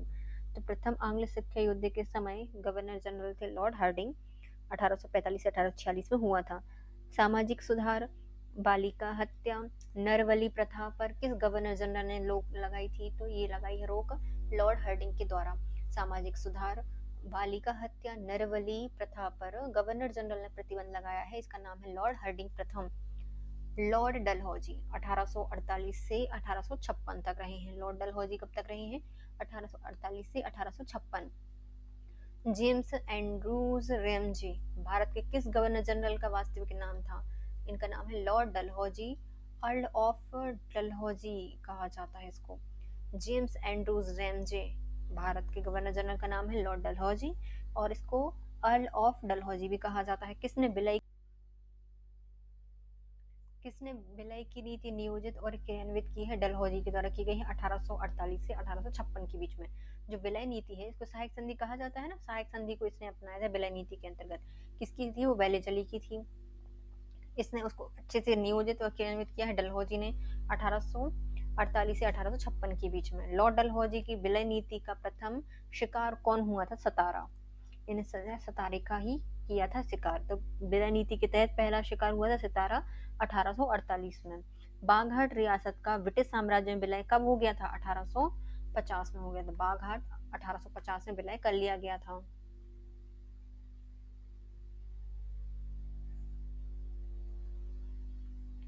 बरार क्षेत्र का विलय कब हुआ है? 1853 में। किस गवर्नर जनरल के समय हुआ है? डलहौजी के समय हुआ है। 50 में बाघाट और 48 में सतारा और 53 में 1853 में बरार। अवध के ब्रिटिश रेजिडेंट कौन थे जब अवध का ब्रिटिश साम्राज्य में विलय हो गया था? तो ये है जेम्स आउटरम 1854 को। अवध का ब्रिटिश रेजिडेंट था आउटरम जब अवध को ब्रिटिश साम्राज्य में लाया गया था 1854 में। किसकी रिपोर्ट के आधार पर अवध का अधिग्रहण किया गया था? आउटरम की रिपोर्ट के आधार पर लॉर्ड डलहौजी के द्वारा अवध का अंग्रेजी राज्य में विलय किया गया था। किस रीति से? कुशासन के कारण। कुशासन की रीति के आधार पर अवध का विलय कर लिया गया था। ब्रिटिश साम्राज्य में अवध का विलय किस सन हुआ था? 13 फरवरी 1856 को हुआ था। अवध का विलय हुआ है 13 फरवरी 1856 को। जब अवध का विलय 1856 में कुशासन के आधार पर किया गया था तब अवध के नवाब कौन थे? वाजिद अली शाह थे। ये 1857 की क्रांति में फिर भाग लेंगे। अवध के नवाब 1856 में कुशासन के आधार पर अवध का मिला लिया गया था और इस समय वहां के शासक थे वाजिद अली शाह। डलहौजी के द्वारा राज्य का विलय किया गया है। राज्य और उनसे संबंधित वर्ष। पहले सतारा 1848, फिर जैतपुर 1849, संभलपुर 1849, बाघाट 1850। तो ये दोनों तो याद रहते हैं। पहले सतारा आता है 1848, फिर बाघाट आता है 1850 में ना, घाट 50-50 कर लो तो 1850 में आता है बाघाट। दो बीच में है ना। तो सतारा को जीता संभाल के रखने के लिए घाट पर, बस संभाल को जीत नहीं, तो सतारे को जीत कर संभाल के रख दिया घाट पर। इतना याद हो गया। 4 ये राज्य हो गए, इनका क्रम लगाने के लिए आता है। फिर आते हैं उदयपुर। घाट पर रख दिया, फिर क्या होगा? उदय होगा 1852 को। उदय होगा झांसी का 1853। नागपुर, करौली और अवध। नागपुर है 1854, करौली है 1855 और अवध है 1856। तो उदय हुआ झांसी का, नागपुर की रोली आई अवध से। नागपुर की रोली आई अवध से। उदय हो गया झांसी का और नागपुर की रोली आई है अवध। नागपुर की रोली आई है अवध। उदयपुर हुआ है 1852 में, झांसी हुआ 1853 में। नागपुर नाग का रहता है सांप का फन तो 54। करौली रोली 5-5 रुपए की तो 1855। अवध 1856 को प्रशासन के आधार पर मिला था अवध को। भारत में ब्रिटिश शासन के दौरान राष्ट्रीय राज्य के विलय का सही क्रम क्या है? तो ब्रिटिश साम्राज्य के दौरान जो राष्ट्रीय राज्य है उसका विलय होता है पहले सतारा 1848 में, संबलपुर 1849 को, झांसी 1853 को। राष्ट्रीय राज्यों का विलय किया गया था सतारा 1848 को सबसे पहले, फिर संभल के रखो भैया, संभाल के रखा था 1849 को, झांसी 1853। विलय का सिद्धांत के तहत राज्यों का विलय का व्यवस्थित क्रम क्या है? सतारा, बाघाट, उदयपुर और झांसी। सतारा के बाद आता है क्या? जैतपुर, फिर संभलपुर, फिर बाघाट, फिर उदयपुर, फिर झांसी, फिर नागपुर, फिर झांसी नहीं करौली, फिर है अवध। पब्लिक वर्क डिपार्टमेंट को 1845 से 1855 के दौरान किस गवर्नर जनरल ने स्थायी रूप प्रदान किया है? तो लॉर्ड डलहौजी ने किया है। तो पब्लिक वर्क डिपार्टमेंट को 1845 से 1855 के दौरान स्थायी रूप प्रदान किया था लॉर्ड डलहौजी ने। द्वितीय सिख युद्ध वर्ष 1848 से 1849 के पश्चात बंगाल का विलय किसने किया था? तो ये लॉर्ड डलहौजी के द्वारा किया गया था। पंजाब का, बंगाल नहीं है, पंजाब है। तो द्वितीय आंग्ल सिख युद्ध 1848 से 1849 के पश्चात पंजाब का विलय कर लिया था लॉर्ड डलहौजी ने 1849 को। सिक्किम का भारत में विलय हो गया था 1850 में। बाघाट जब मिला था सिक्किम भी मिला था डलहौजी के समय से। सिक्किम का भारत में विलय हो गया 1850 में डलहौजी के समय। लोअर बर्मा जो पीगू वाला राज्य है उसका विलय किस समय हुआ? लॉर्ड डलहौजी के समय हुआ है। वाह यार, सिक्किम भी मिल गया। जो लोअर बर्मा पीगू वाला क्षेत्र है वो भी 1852 में डलहौजी के समय मिला लिया गया है। द्वितीय आंग्ल बर्मा युद्ध 1852 में किस गवर्नर जनरल के समय हुआ था? तो ये लॉर्ड डलहौजी के समय हुआ था। द्वितीय आंग्ल बर्मा युद्ध हुए हैं लॉर्ड डलहौजी के समय 1852 में। 1853 में चार्टर्ड एक्ट के समय भारत का गवर्नर जनरल था लॉर्ड डलहौजी। 1853 का जब चार्टर्ड एक्ट आया तो उस समय गवर्नर था लॉर्ड डलहौजी। भारत में प्रथम रेल लाइन किस गवर्नर जनरल के समय बिछाई गई थी? लॉर्ड डलहौजी के समय। तो भारत में प्रथम रेलवे लाइन गवर्नर जनरल के समय बिछाई गई थी लॉर्ड डलहौजी के समय। भारत का प्रथम रेलवे लाइन कब शुरू किया गया था? 1853 में। भारत में जो पहली रेल लाइन बिछाई गई है 1853 में बिछाई गई है। भारत में प्रथम रेल लाइन का निर्माण किन नगरों के बीच हुआ था? तो ये हुआ था मुंबई टू ठाणे। मुंबई से ठाणे के मध्य पहली रेल लाइन बिछाई गई थी 1853 में डलहौजी के समय, मुंबई से ठाणे के बीच में। किस कंपनी ने सर्वप्रथम भारत में रेल यात्रा प्रारंभ की थी? डलहौजी के द्वारा की गई थी और ये कंपनी का नाम है ग्रेट इंडियन पेनिनसुला रेलवे 1853 में। तो कंपनी जिसने भारत में रेल यात्रा प्रारंभ की है ग्रेट इंडियन पेनिनसुला रेलवे 1853 में। भारत में पहली बार किस गवर्नर जनरल के समय में तार एवं रेल सेवा प्रारंभ की गई थी? लॉर्ड डलहौजी के समय। तो भारत में पहली बार गवर्नर जनरल के समय तार और रेल सेवा प्रारंभ की है लॉर्ड डलहौजी के समय। कलकत्ता से आगरा के बीच पहली बार बिजली से संचालित तार सेवा कब प्रारंभ की गई है? 1853 में की गई है। कलकत्ता से आगरा के बीच पहली बार बिजली से संचालित तार सेवा प्रारंभ की गई 1853 में। भारत में पहली बार डाक कानून डाक टिकट का प्रचलन प्रारंभ हुआ है 1854 में डलहौजी के समय। पहली बार डाक कानून डाक टिकट 1854 में आया है। लॉर्ड डलहौजी के समय डाक खाना एक्ट कब पारित हुआ था? 1854 को हुआ था। डलहौजी के समय डाक खाना एक्ट कब पारित किया गया है? 1854 को किया गया है। डलहौजी को आधुनिक भारत का निर्माता माना जाता है क्योंकि वह सुधार लाया और कई क्षेत्रों में शुरुआत की। इसकी सुधार योजनाएं क्या थी? तो शैक्षिक सुधार था, रेल मार्गों का निर्माण, तार डाक सेवाएं की शुरुआत की थी, लोक निर्माण विभाग की स्थापना की थी। डलहौजी को आधुनिक भारत का निर्माता माना जाता है। इन्होंने कई क्षेत्रों में सुधार किए थे, जैसे शिक्षा सुधार किए थे, रेल मार्गों का निर्माण, तार डाक व्यवस्था प्रारंभ की, उनमें सुधार किए, लोक निर्माण विभाग की स्थापना की थी। गोद प्रथा निषेध का सिद्धांत किसने शुरू किया था या किन पर लागू था? सिर्फ हिंदुओं पर था। तो गोद प्रथा निषेध सिद्धांत सिर्फ हिंदुओं पर लागू था। भारत में स्त्रियों की शिक्षा की अनुमति किसने दी थी? डलहौजी ने दी थी कि भाई स्त्रियों को भी शिक्षित होना चाहिए, डलहौजी के द्वारा ये कहा गया था। आधुनिक भारत के निर्माता किस गवर्नर जनरल को कहा जाता है? लॉर्ड डलहौजी को आधुनिक भारत के निर्माता है लॉर्ड डलहौजी।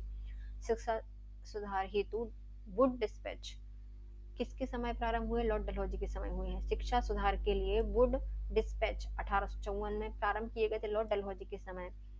किसने लॉर्ड डलहौजी के कार्यों को 3 शब्द विलय, संगठन और विकास में बदला है? तो ये सर विलियम विल्सन हंटर हैं। लॉर्ड डलहौजी के कार्यों को विलय, विजय, संगठन नहीं, विजय, संगठन और विजय के रूप में बदला है सर विलियम विल्सन हंटर ने। नेक्स्ट आते हैं लॉर्ड कैनिंग। विधवा पुनर्विवाह अधिनियम किसके शासन में क्रियान्वित किया गया था? लॉर्ड कैनिंग के समय 26 जुलाई 1856 को लॉर्ड कैनिंग के समय विधवा पुनर्विवाह अधिनियम क्रियान्वित किया गया है लॉर्ड कैनिंग के द्वारा 26 जुलाई 1856 में। 1857 में कलकत्ता, मद्रास, मुंबई में 3 नए विश्वविद्यालयों की स्थापना किस गवर्नर जनरल के समय या वायसराय के समय हुई है? तो लॉर्ड कैनिंग के समय 1857 में कलकत्ता, मद्रास और मुंबई में 3 विश्वविद्यालय बनाए हैं लॉर्ड कैनिंग के समय। भारत का गवर्नर जनरल कौन था जब 1857 का विद्रोह हुआ था? तो लॉर्ड कैनिंग था। भारत में गवर्नर जनरल को वायसराय पद नाम दिया गया है तो 1858 में भारत शासन अधिनियम के द्वारा। तो भारत के गवर्नर जनरल को नाम दे दिया गया है वायसराय 1858 में भारत शासन अधिनियम के तहत। तो भारत का पहला वायसराय कौन है? लॉर्ड कैनिंग है। 1 नवंबर 1858 को महारानी विक्टोरिया का घोषणा पत्र पढ़कर लॉर्ड कैनिंग ने कहाँ सुनाया था? इलाहाबाद में सुनाया था। अपने पुत्र के स्थान पर दूसरे उत्तराधिकारी को गोद लेने के अधिकार को पुनः स्थापित किया था 1858 के साम्राज्य की घोषणा पत्र में। 1 नवंबर 1858 को इलाहाबाद के दरबार में लॉर्ड कैनिंग ने इसको सुनाया था। किस वायसराय के काल में भारतीयों को राय बहादुर या खान बहादुर की उपाधि दी गई है? लॉर्ड कैनिंग के समय 1859-60 में दी गई हैं। भारतीयों को राय बहादुर और खान बहादुर की उपाधि दी है लॉर्ड कैनिंग ने 1859 से 60 में दी गई हैं।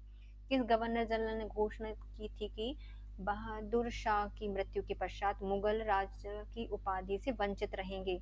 कैनिंग ने कहा था कि किस गवर्नर जनरल ने घोषणा किया था कि बहादुर शाह की मृत्यु के पश्चात मुगल राज्य की या राजा की उपाधि से वंचित रहेंगे? कैनिंग ने कहा था, या कैनिंग के काल में ये कहा गया था।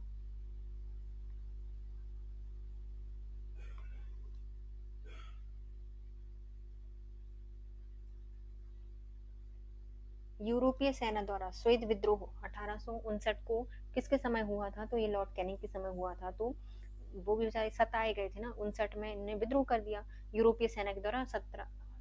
1859 को श्वेत विद्रोह हुआ है लॉर्ड कैनिंग के समय।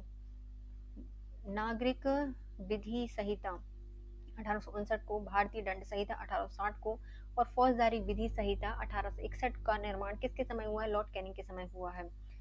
नागरिक विधि संहिता 1859, भारतीय दंड संहिता 1860 और फौजदारी विधि संहिता 1861 का निर्माण किया है लॉर्ड कैनिंग ने। भारतीय शासन व्यवस्था 1861 किस वायसराय के समय आया था? लॉर्ड कैनिंग के समय आया था। भारतीय शासन अधिनियम 1861 आया है लॉर्ड कैनिंग के समय।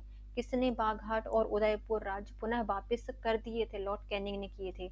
बाघाट मिलाया था 50 में, उदयपुर बाद में, है ना, 50 के बाद मिलाया गया था, 52 में मिलाया गया था और इसको वापस कर दिया था, कैनिंग ने वापस कर दिया था। लॉर्ड एल्गिन प्रथम ये 1862 से 1863 तक रहे हैं। लॉर्ड एल्गिन की मृत्यु 1863 में कहाँ पर हुई थी? धर्मशाला, हिमाचल प्रदेश में हुई थी। लॉर्ड एल्गिन की मृत्यु 1863 में धर्मशाला, हिमाचल प्रदेश में हुई थी। सर रॉबर्ट नेपियर को 1863 में भारत का कार्यवाहक वायसराय बनाया गया था। एल्गिन के बाद कौन आते हैं? रॉबर्ट नेपियर आते हैं। इनको भारत का क्या बनाया गया? कार्यवाहक वायसराय बनाया गया है। सर विलियम्स डेनिसन 1863 से 64 के कार्यवाहक वायसराय रहे हैं। तो 1863 से 64 में रहे हैं सर विलियम डेनिसन, कार्यवाहक वायसराय बनाए गए थे। लॉर्ड जॉन लॉरेंस 1864 से 1869 तक रहे हैं। वायसराय चतुराईपूर्ण निष्क्रियता की नीति के साथ जुड़ा हुआ था, तो ये है जॉन लॉरेंस। तो ऐसा वायसराय जो चतुराईपूर्ण निष्क्रियता की नीति के साथ जुड़ा रहा है, जॉन लॉरेंस 1864 से 1869। भूटान युद्ध 1865 के समय वायसराय कौन था? तो जॉन लॉरेंस था। भूटान युद्ध 1865 के समय वायसराय था जॉन लॉरेंस। कलकत्ता, मुंबई और मद्रास में हाई कोर्ट की स्थापना किसके समय हुई है? जॉन लॉरेंस के समय हुई है। जो कलकत्ता, मुंबई और मद्रास में हाई कोर्ट बना है जॉन लॉरेंस के समय। और भूटान का युद्ध हुआ था लॉरेंस के समय। लॉर्ड मेयो 1869 से 1872 तक रहे हैं, है ना, 1869 से 72 तक रहे हैं लॉर्ड मेयो। किसने पुरातत्व सर्वेक्षण विभाग की स्थापना की थी? अर्ल ऑफ मेयो के द्वारा। अली मेयो, हमें भी ढूंढो, इनको भी मेयो ढूंढ रहे हैं पुरातत्व विभाग में जाके, है ना। पुरातत्व सर्वेक्षण विभाग अर्ल ऑफ मेयो के द्वारा इसकी खोज की गई थी, 1871 में स्थापित किया गया था। लॉर्ड मेयो ने केंद्र और प्रांतों के मध्य राजस्व बंटवारे हेतु एक नई व्यवस्था प्रारंभ कब की थी? 1871 में की थी। भैया एक साथ मत रखो, सबको बांट दो। लॉर्ड मेयो ने केंद्र और प्रांतों के मध्य राजस्व का बंटवारा करने के लिए एक नई व्यवस्था प्रारंभ की 1871 में।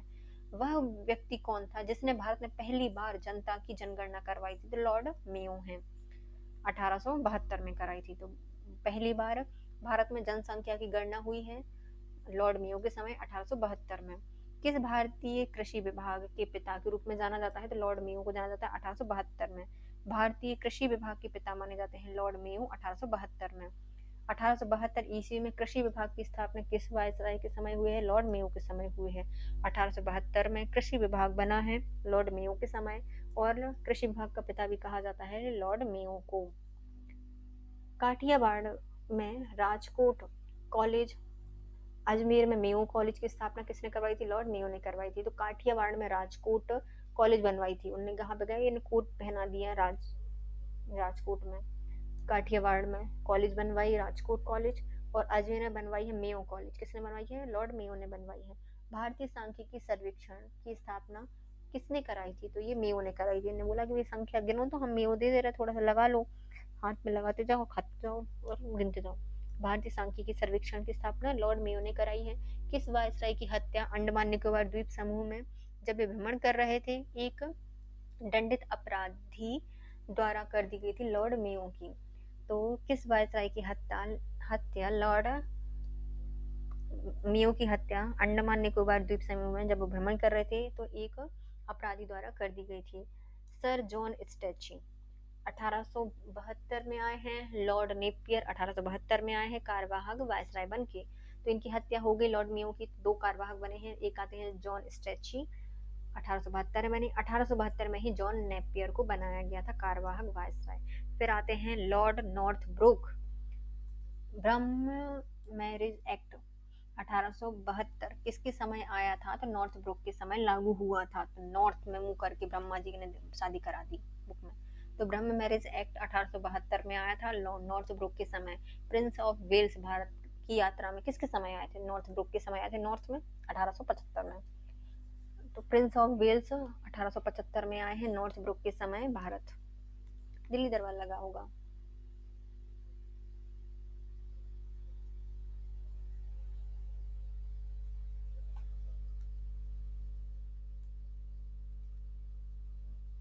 लॉर्ड लिटन 1876 से 1880 के बीच में रहे हैं। लॉर्ड लिटन 1876 से 1880 के बीच में रहे हैं, जिससे ओवेन मेरिडिस के नाम से जाना जाता है। तो लॉर्ड लिटन को जाना जाता है 1876 में ये भारत आए थे। ओवेन मेरिडिस, तो लिटन लेटर लिख दो, है ना। ऑर्डर ऑर्डर क्या करना है? ओवन को क्या करना है? लेटर में डाल दो, या लेटर को ओवन में डाल दो। तो ओवन मेरिडिस लॉर्ड लिटन का नाम था। अफगानिस्तान के प्रति आक्रामक नीति किस वायसराय ने अपनाई है? लॉर्ड लिटन ने अपनाई है। तो भैया ये अफगानिस्तान वाले थोड़े से लेट लतीफ से थे, इन्होंने क्या किया? आक्रमण कर दिया। तो आक्रामक नीति अपनाई है अफगानिस्तान के प्रति लॉर्ड लिटन ने। अफगानिस्तान के प्रति एक जोश भरी अग्र या फॉरवर्ड नीति का अनुसरण करने वाले गवर्नर हैं लॉर्ड लिटन। 1876 में इन्होंने की थी। अफगानिस्तान के प्रति एक जोश भरी अग्र फॉरवर्ड नीति का अनुसरण किया है लॉर्ड लिटन ने 1876 में। लॉर्ड लिटन ने एक भव्य दिल्ली दरबार का आयोजन कब किया था? तो 1 जनवरी 1877 को किया था। लॉर्ड लिटन ने एक भव्य दिल्ली दरबार का आयोजन किया था 1 जनवरी 1877 को। महारानी विक्टोरिया को भारत में साम्राज्ञी कब नियुक्त किया था? 1 जनवरी 1877 को। महारानी विक्टोरिया को भारत की साम्राज्ञी बनाया गया था 1 जनवरी 1877 को। राज उपाधि अधिनियम 1876 ब्रिटिश संसद में पारित करने के बाद महारानी विक्टोरिया को कौन सी उपाधि दी गई थी? केशरी हिंद की उपाधि दी गई थी। राज उपाधि अधिनियम 1876 ब्रिटिश संसद में पारित करने के बाद महारानी विक्टोरिया को दी गई है केशरी हिंद की उपाधि। 1877 में आईसीएस की परीक्षा में प्रवेश की आयु 21 से घटाकर 19 वर्ष करने वाले वायसराय हैं लॉर्ड लिटन। 1877 में आईसीएस की परीक्षा में 21 वर्ष आयु से कम करके 19 वर्ष कर दी है लॉर्ड लिटन ने। किसने वर्नाकुलर प्रेस एक्ट लागू किया है? लॉर्ड लिटन ने किया है 1878 में। Vernacular press act Lord Lytton ने 1878 में लागू किया है। किस अधिनियम को मुंह बंद करने वाला अधिनियम कहा गया है? वर्नाकुलर प्रेस एक्ट 1878 में आया था जो मुंह बंद करने वाला अधिनियम वर्नाकुलर एक्ट प्रेस कहा गया है इसको। और 1858 में ये आया था। 1858 में आया था, है ना। 1878 में किसकी अध्यक्षता में लॉर्ड लिटन ने एक अकाल आयोग बनवाया था? तो इस स्टैची के आयोग में ये वही है ना जो उसमें आए थे, कार्यवाहक बने थे, है ना। जब मेयो की हत्या कर दी गई थी तो ये रिचर्ड स्टैची हैं, इनको बनाया गया था कार्यवाहक वायसराय। इन्हीं को 1878 में एक अकाल आयोग गठित करके अध्यक्ष बनाया जाता है। किसने वर्नाकुलर प्रेस एक्ट को आकाश से गिरा वज्रपात कहा था? तो सुरेंद्रनाथ बनर्जी के द्वारा। वर्नाकुलर प्रेस एक्ट आया है 1878 में और इसको कहा गया आकाश से गिरता हुआ वज्रपात, सुरेंद्रनाथ बनर्जी ने। भारतीय शस्त्र अधिनियम 1878 में आए, किसके टाइम पे आए थे? लिटन के टाइम पे। भारतीय शस्त्र अधिनियम 1878, ये लिटिन के समय आए हैं। द्वितीय आंग्ल अफगान युद्ध 1878 से 1880 के पश्चात आया, और ये डंडमक की संधि हुई थी। द्वितीय आंग्ल अफगान युद्ध लिटिन के साथ हुआ था, और इसमें संधि हो गई थी किसकी? गंडमक। तो इन्हें दंडमक नाम कर लिया था, दंडवत है ना, तो ये क्या है? गंडमक की संधि हुई थी 1878 से 1880 के बीच में हुआ द्वितीय आंग्ल अफगान युद्ध। अब आते हैं लॉर्ड रिपन, 1880 से 1884 तक रहे हैं 4 साल। लॉर्ड रिपन, जिसकी पदावधि में महिलाएं एवं बच्चों की कार्य अवधि में घंटों को सीमित करने वाले, स्थानीय शासन को आवश्यक नियम बनाने के लिए, प्राधिकृत करने के लिए प्रथम फैक्ट्री अधिनियम को लागू किया गया था लॉर्ड रिपन ने 1881 में। तो महिलाओं की, बच्चों की कार्य अवधि को घंटे सीमित कर दिए गए थे, स्थानीय शासन को आवश्यक नियम बनाए गए थे, और फैक्ट्री अधिनियम पारित किया गया था पहला लॉर्ड रिपन के समय 1881 में। पहला कारखाना अधिनियम कब हुआ पारित? 1881 में। प्रति 10 वर्ष तक जनगणना का प्रारंभ किसके समय हुआ है? तो लॉर्ड रिपन के समय हुआ है 1881 में।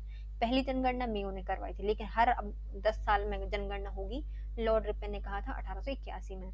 1882 में प्राथमिक शिक्षा से संबंधित हंटर कमीशन का गठन किस गवर्नर जनरल के काल में हुआ है? तो लॉर्ड रिपन के समय हुआ है 1882 में।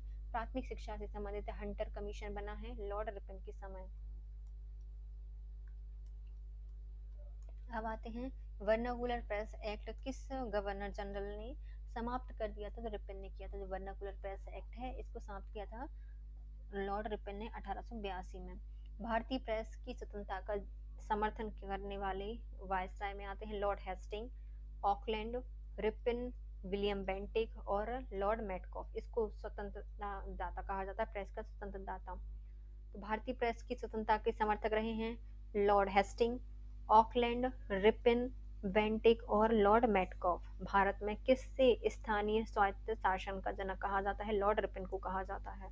तो स्थानीय स्वशासन या स्वायत्त शासन दी है लॉर्ड रिपन ने।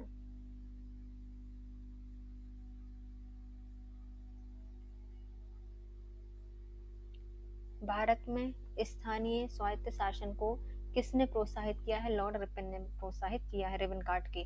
तो भारतीय स्थानीय स्वायत्त शासन को प्रोत्साहित किया है लॉर्ड रिपन ने। भारत में स्थानीय स्वायत्त शासी संस्थान 1882 में किसने स्वायत्त बनाई थी? लॉर्ड रिपन ने बनाई थी। तो भारत में स्थानीय स्वायत्त शासी संस्थान 1882 में सशक्त बनाई थी लॉर्ड रिपन ने। एल्बर्ट बिल विवाद किसकी शासन के दौरान शुरू हुआ था? लॉर्ड रिपन के समय हुआ था 1883 से 1884 के समय। एल्बर्ट बिल विवाद लॉर्ड रिपन के समय आया था 1883 से 1884 में। एल्बर्ट बिल विवाद के संबंध में बताइए।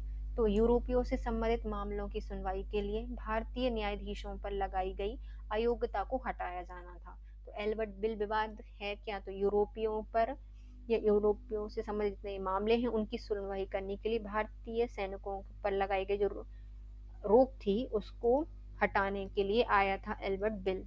किस वायसराय के कार्यकाल में श्वेत विद्रोह हुआ है? तो ये श्वेत विद्रोह क्लाइव के समय भी हुआ था और लॉर्ड रिपन के समय भी हुआ है। एल्बर्ट बिल के खिलाफ हुआ था, श्वेत विद्रोह हुआ है लॉर्ड रिपन के समय एल्बर्ट बिल के खिलाफ। ब्रिटिश भारत में मजदूर आंदोलन संगठित करने वाले अग्रगामी रहे हैं एन.एम. लोखंडे। तो भारत में जो मजदूर आयोग बना है, आंदोलन हुआ था, उसको संगठित किसने करवाया है? एन.एम. लोखंडे के द्वारा करवाया गया है। उन्होंने खड्डे में डाल दिया सारे मजदूरों को कि भैया चलो खुदाई करो, आंदोलन करो। तो मजदूर आंदोलन संगठित किया है एम.एन. लोखंडे के द्वारा। किसने किया है? एम.एन. लोखंडे ने किया है। किस वायसराय ने जोर देते हुए कहा था कि ढला लोहा नौकरशाही हमेशा नहीं चल सकती? ये कहा है लॉर्ड रिपन ने। तो ऐसे वायसराय जिन्होंने कहा था कि जो ढला लोहा है वह नौकरशाही ज्यादा देर तक नहीं चलती, इसे थोड़ी सी रणनीति में क्या करो, उदारता लाओ।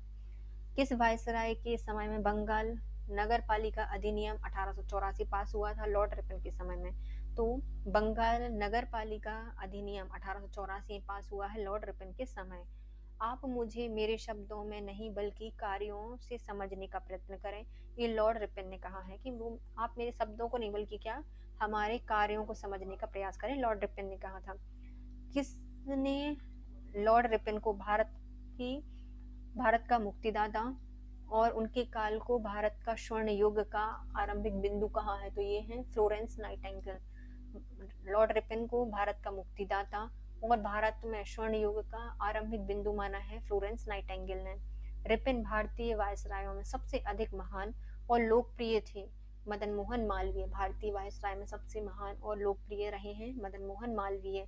किसने सिविल सेवा में अधिकतम आयु 19 से बढ़ाकर 21 कर दी थी? तो लॉर्ड रिपन ने की है। तो सिविल सेवा की आयु अधिकतम 19 से बढ़ाकर कितनी की है? 21 की है। लॉर्ड रिपन के टाइम पे हुई है। लॉर्ड डफरिन, इनके समय कांग्रेस की स्थापना हुई है। 1884 से 1888 तक रहे हैं। इस वायसराय के समय कांग्रेस की स्थापना की गई थी। लॉर्ड डफरिन के समय 1885 में कांग्रेस की स्थापना की गई थी। 1885 का बंगाल टेनेसी एक्ट किसके समय पारित हुआ था? लॉर्ड डफरिन के समय हुआ था। टेंशन डफ बना देती है। 1885 में बंगाल टेनेसी एक्ट पारित हुआ था लॉर्ड डफरिन के समय। किसके समय में तृतीय आंग्ल बर्मा युद्ध हुआ और बर्मा का विलय हुआ था? लॉर्ड डफरिन के समय 1885 से 1886 में तृतीय आंग्ल बर्मा युद्ध हुआ और बर्मा युद्ध का विलय हो गया, मतलब बर्मा का विलय हो गया, डफरिन के समय हुआ है 1885 से 1886 में। Punjab tenancy act, Bengal tenancy act Dufferin के समय आया और पंजाब टेनेसी एक्ट 1887 को आया डफरिन के समय। 85 में आया था बंगाल, पंजाब आया है 87 में। टेनेसी एक्ट डफरिन के समय। लॉर्ड लैंसडाउन 1888 से 1894 तक रहे हैं। लॉर्ड 1889 में प्रिंस ऑफ वेल्स दूसरी बार भारत किसके समय आए थे? तो लैंसडाउन के समय आए थे। 1889 में जो प्रिंस ऑफ वेल्स हैं दूसरी बार भारत आए थे लॉर्ड लैंसडाउन के समय। 18 होगा ये। 1891 में कारखाना अधिनियम किसके समय आया है? लैंसडाउन के समय आया। पहला आया था रिपन के समय, दूसरा आया है किन के समय? लैंसडाउन के समय। भारतीय परिषद अधिनियम 1892 के समय वायसराय कौन थे? लैंसडाउन थे। तो भारत परिषद अधिनियम 1892 के समय वायसराय थे लॉर्ड लैंसडाउन। भारत और अफगानिस्तान के मध्य सीमा निर्धारण हेतु डूरंड आयोग की स्थापना की गई थी 1893 में। किसने की थी? लैंसडाउन ने की थी। तो भारत अफगानिस्तान के बीच में सीमा निर्धारित करने के लिए डूरंड आयोग बनाया था 1893 में लैंसडाउन के द्वारा। एज ऑफ कंसेंट एक्ट 1893 में सहमति आयु अधिनियम शुरू कर दिया गया था लैंसडाउन के समय। एज ऑफ कंसेंट एक्ट 1893 में सहमति आयु अधिनियम शुरू किया गया था लैंसडाउन के समय।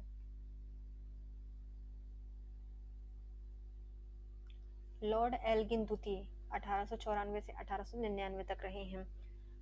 लॉर्ड एल्गिन द्वितीय ये 1894 से 1899 में रहे हैं। चित्ताल विद्रोह हिंदू कुश पर्वत क्षेत्र के समय किसके समय हुआ था? एल्गिन के समय हुआ था। मतलब एल्गी लग गई थी चित्ताल में, तो पंडाल में लग गई आगी या चित्ताल में लग गई बहुत सारी एल्गी, तो चित्ताल विद्रोह हुआ है हिंदू कुश पर्वत क्षेत्र में लॉर्ड एल्गिन के समय। फिर आते हैं लॉर्ड कर्जन, इनके समय भारत का बंटवारा होगा, है ना, वही है ना ये बंगाल विभाजन। तो ये बंगाल विभाजन वाले हैं कर्जन। 1899 से 1905 तक रहे हैं। भारत के वायसराय लॉर्ड कर्जन का कार्यकाल रहा है 7 वर्ष 1899 से 1905 तक। भारतीय टंक या पत्र मुद्रा अधिनियम 1899 में किसके समय प्रारंभ हुई थी? तो ये कर्जन ने प्रारंभ की थी। तो टंकन और पत्र मुद्रा अधिनियम को 1899 में लॉर्ड कर्जन ने प्रारंभ किया था। 1899 में कलकत्ता कॉरपोरेशन एक्ट पारित किया था लॉर्ड कर्जन ने। कलकत्ता कॉरपोरेशन एक्ट को पारित किया है लॉर्ड कर्जन ने 1899 को। इंपीरियल कैडेट कोर की स्थापना किसने की है? लॉर्ड कर्जन ने की है वर्ष 1901 में। इंपीरियल क्रेडिट कोर की स्थापना लॉर्ड कर्जन ने की है 1901 में। भारतीय पुरातत्व सर्वेक्षण की स्थापना किसने की है? लॉर्ड कर्जन के समय की गई है। भारतीय पुरातत्व सर्वेक्षण की स्थापना लॉर्ड कर्जन के समय की गई थी। किसने? लॉर्ड कर्जन ने 1901 में 1901 में क्रेडिट इंपीरियल क्रेडिट कोड बना है 1901 में। और भारतीय पुरातत्व सर्वेक्षण लॉर्ड कर्जन के समय बना है। कर्जन के समय ही 1901 में पुरातत्व विभाग का डायरेक्टर जनरल नियुक्त किया गया था सर जॉन मार्शल को। लॉर्ड कर्जन ने 1901 में पुरातत्व विभाग का डायरेक्टर जनरल नियुक्त किया है सर जॉन मार्शल को। प्राचीन स्मारक संरक्षण एक्ट किस गवर्नर जनरल के कार्यकाल में पारित हुआ था? लॉर्ड कर्जन के समय हुआ था 1904 में। प्राचीन स्मारक संरक्षण एक्ट गवर्नर जनरल के काल में पारित हुआ था लॉर्ड कर्जन के समय 1904 में। लॉर्ड कर्जन प्राचीन भारतीय स्मारक सुरक्षा कानून पारित किया। इस कानून का उद्देश्य क्या था? राष्ट्रीय स्मारकों की सुरक्षा के लिए लोगों में राष्ट्रीय चेतना का जागृत करना। लॉर्ड कर्जन के प्राचीन भारतीय स्मारक सुरक्षा कानून पारित किया। इसका उद्देश्य था राष्ट्रीय स्मारकों की सुरक्षा के लिए लोगों में राष्ट्रीय चेतना का जागृत करना। यंग हस्बैंड मिशन किसने प्रारंभ किया था? तो कर्जन के द्वारा किया गया था 1904 में। यंग हस्बैंड मिशन 1904 में लॉर्ड कर्जन के द्वारा प्रारंभ किया गया था। यंग हस्बैंड मिशन क्यों भेजा गया था? तो इसको भेजा गया था तिब्बत में रूस का षड्यंत्र विफल करने के लिए। यंग हस्बैंड मिशन को भेजा था तिब्बत में रूस का षड्यंत्र विफल करने के लिए। The problems of for east जो पुस्तक है वह लिखी गई है कर्जन के द्वारा, मतलब कर्ज के माध्यम से इन्हें प्रॉब्लम सॉल्व की है। The problem of the for east के लेखक हैं कर्जन। एक महानिरीक्षक के अधीन कृषि विभाग किसने स्थापित किया था? कर्जन ने किया था। तो एक महानिरीक्षक के अधीन एक कृषि विभाग बनाया था लॉर्ड कर्जन ने। पंजाब में कृषकों की दशा सुधारने के लिए पंजाब भूमि अन्यक्रमण अधिनियम 1900 किसने बनवाया था? कर्जन ने बनवाया था कर्ज लेकर। तो पंजाब में जो कृषक हैं वो कंजे से ना दब जाए ना, तो कृषकों की दशा सुधारने के लिए पंजाब भूमि अन्यक्रमण अधिनियम 1900 लागू किया था लॉर्ड कर्जन ने। कृषि सिंचाई व्यवस्था में सुधार हेतु किसकी अध्यक्षता में कर्जन ने सिंचाई आयोग 1901 गठित किया था? कॉलिन स्कॉट मैनक्रीफ की अध्यक्षता में। कृषि सिंचाई व्यवस्था में सुधार करने की अध्यक्षता में कर्जन ने सिंचाई आयोग बनाया 1901 में, और यह कॉलिन स्कॉट मैनक्रीफ की अध्यक्षता में बनाया गया था सिंचाई आयोग। नेक्स्ट 1901 में कृषि इंस्पेक्टर जनरल की नियुक्ति एक नए पद के रूप में किसने की है? लॉर्ड कर्जन ने की है। 1901 में कृषि इंस्पेक्टर जनरल की नियुक्ति लॉर्ड कर्जन ने की थी 1901 में। कृषि सुधार हेतु कर्जन ने सहकारी उधार समिति अधिनियम पारित किया है 1904 में। कर्जन ने सहकारी उधार समिति अधिनियम 1904 में पारित किया। कर्जन के समय 1905 में कहाँ तक कृषि अनुसंधान संस्थान खुला था? तो पूसा बिहार में खुला था। कर्जन के समय 1905 में कहाँ पर कृषि अनुसंधान संस्थान खुला है? पूसा बिहार में। अकाल संबंधी सुधार हेतु कर्जन ने किसकी अध्यक्षता में अकाल आयोग गठित किया? तो एंटनी मैकडोनल्ड की अध्यक्षता में अकाल सुधार करने के लिए, अकाल संबंधी सुधार के लिए एक अकाल आयोग बनाया गया है एंटनी मैकडोनल्ड की अध्यक्षता में। और कृषि अनुसंधान पूसा में खुला था 1905 में कर्जन के समय। लॉर्ड कर्जन ने पुलिस विभाग में सुधार हेतु 1902 में किसकी अध्यक्षता में पुलिस आयोग गठित किया था? तो सर एंड्रूज फ्रेजर की अध्यक्षता में। लॉर्ड कर्जन ने पुलिस विभाग में सुधार के लिए 1902 में एक पुलिस विभाग गठित किया सर एंड्रूज फ्रेजर की अध्यक्षता में। नेक्स्ट आते हैं, एक निर्देशक के अधीन केंद्रीय गुप्तचर विभाग सीआईडी बनाया है कर्जन ने। तो एक निर्देशक के अधीन एक गुप्तचर विभाग बनाया है कर्जन के द्वारा। नेक्स्ट आते हैं हमारे वायसराय लॉर्ड कर्जन ने मिस्टर थॉमसन रॉबर्टसन को अपनी कार्यकाल में भारत किस संदर्भ में बुलाया था? तो रेलवे सुधार करने के लिए 1901 में। वायसराय लॉर्ड कर्जन ने मिस्टर थॉमस रॉबर्टसन को अपने कार्यकाल में भारत में बुलाया था रेलवे सुधार के लिए 1901 में। थॉमस रॉबर्टसन की अध्यक्षता में एक रेलवे आयोग की स्थापना की गई है लॉर्ड कर्जन के समय। थॉमस रॉबर्टसन की अध्यक्षता में एक रेलवे आयोग बना है लॉर्ड कर्जन ने बनवाया था। रेलवे बोर्ड की स्थापना 1905 में किसने की है? लॉर्ड कर्जन ने की है। रेलवे बोर्ड की स्थापना 1905 में लॉर्ड कर्जन के द्वारा की गई है। 1902 में गठित विश्वविद्यालय आयोग के सभापति थे थॉमस रेले। 1902 में विश्वविद्यालय आयोग के सभापति थे थॉमस रेले। 1902 में विश्वविद्यालय आयोग में कौन एक भारतीय शामिल थे?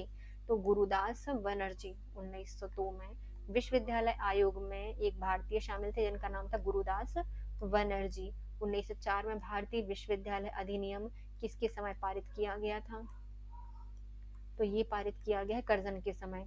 1904 में भारतीय विश्वविद्यालय अधिनियम पारित किया गया है कर्जन के समय। भारत का कौन सा गवर्नर जनरल 1885 के बाद बंगाली मराठी नेताओं के प्रति आयरलैंड जैसी क्रांतिकारी योजना चलाने पर संदेह करने लगा था? तो लॉर्ड कर्जन। और भारत का ऐसा गवर्नर जनरल जो कि 1885 के बाद बंगाली मराठी नेताओं के प्रति आयरलैंड जैसी क्रांतिकारी योजना चलाने पर संदेह करने लगा था? Lord Curzon. भारत में कर्जन के प्रशासन की तुलना औरंगजेब से किसने की है? गोपाल कृष्ण गोखले ने की है। तो कर्जन का प्रशासन औरंगजेब किस तरह है, ये कहा है गोपाल कृष्ण गोखले ने। मुझे विश्वास है कि अंग्रेज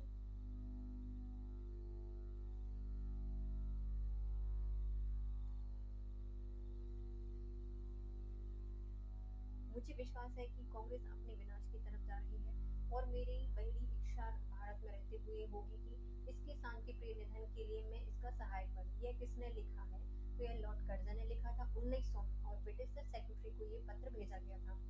जब से भारत आया हूँ मेरी नीति यही रही है कि किसी भी तरह कांग्रेस को निपुंसक बना दूं। यह किसने लिखा था? तो ये लॉर्ड कर्जन ने लिखा था। 1903 में लिखा था मद्रास गवर्नर को। फूट डालो राज करो की रणनीति किसके द्वारा अपनाई गई थी? लॉर्ड कर्जन और लॉर्ड मिंटो ने अपनाई थी। फूट डालो राज करो की नीति लॉर्ड कर्जन और मिंटो ने अपनाई है। बंगाल विभाजन के बाद पूर्वी बंगाल का प्रथम गवर्नर बना था ब्रूमफील्ड फुलर। बंगाल विभाजन के बाद पूर्वी बंगाल के गवर्नर बने हैं ब्रूमफील्ड फुलर। किस वायसराय को भारतीय राष्ट्रवाद का उत्प्रेरक कहा गया है? तो यह है लॉर्ड कर्जन को भारतीय राष्ट्रवाद का उत्प्रेरक कहा गया है। लॉर्ड कर्जन को। कर्जन के समय सबसे अधिक असंतोष उत्पन्न करने वाला कार्य क्या था? 1905 में हुआ बंगाल विभाजन। कर्जन के द्वारा सबसे ज्यादा असंतोष उत्पन्न करने वाला कार्य था 1905 का बंगाल विभाजन। कर्जन द्वारा बंगाल विभाजन की योजना कब लागू की गई थी? 16 अक्टूबर 1905 को। कर्जन के द्वारा बंगाल विभाजन की योजना अपनाई गई थी 16 अक्टूबर 1905 को। असैनिक प्रशासन 1905 में किसके संदर्भ में सही तथ्य है? तो लॉर्ड कर्जन ने प्रांतीय सीमाओं को पुनर्गठित करने का निर्णय लिया था। पूर्वी बंगाल असम नामक एक नए प्रांत बसाए गए थे। तो असैनिक प्रशासन में 1905 में सही कथन है लॉर्ड कर्जन ने प्रांतीय सीमाओं को पुनर्गठित करने के लिए निर्णय लिए थे। पूर्वी बंगाल और असम नामक नए प्रांत बसाए थे। नेक्स्ट आते हैं लॉर्ड मिंटो द्वितीय। 1905 से 1910 तक रहे हैं। 1905 से 1910 तक रहे हैं लॉर्ड मिंटो द्वितीय। किस गवर्नर जनरल ने सबसे पहले पृथक निर्वाचन मंडल की व्यवस्था मुसलमानों के लिए जीतने और कांग्रेस के विरुद्ध करने में इस्तेमाल किया था? तो ये है लॉर्ड मिंटो द्वितीय। नवंबर 1905 में ये आए थे। गवर्नर जनरल हैं जिन्होंने पृथक निर्वाचन मंडल की व्यवस्था की और मुसलमानों को जीतने और कांग्रेस के विरुद्ध इस्तेमाल करने के लिए प्रयोग किया था लॉर्ड मिंटो द्वितीय ने नवंबर 1905 में। आगा खां के नेतृत्व में मुस्लिम प्रतिनिधि लॉर्ड मिंटो ने कहाँ मिलने गया था? तो ये शिमला 1906 में। आगा खां के नेतृत्व में मुस्लिम प्रतिनिधि लॉर्ड मिंटो से कहाँ मिलने गया था? शिमला में गया था 1906 में। कांग्रेस के सूरत विभाजन के समय 1907 में भारत का गवर्नर जनरल कौन था? लॉर्ड मिंटो द्वितीय थे। भारत के सूरत विभाजन के समय 1907 में भारत का गवर्नर जनरल कौन था? लॉर्ड मिंटो द्वितीय थे।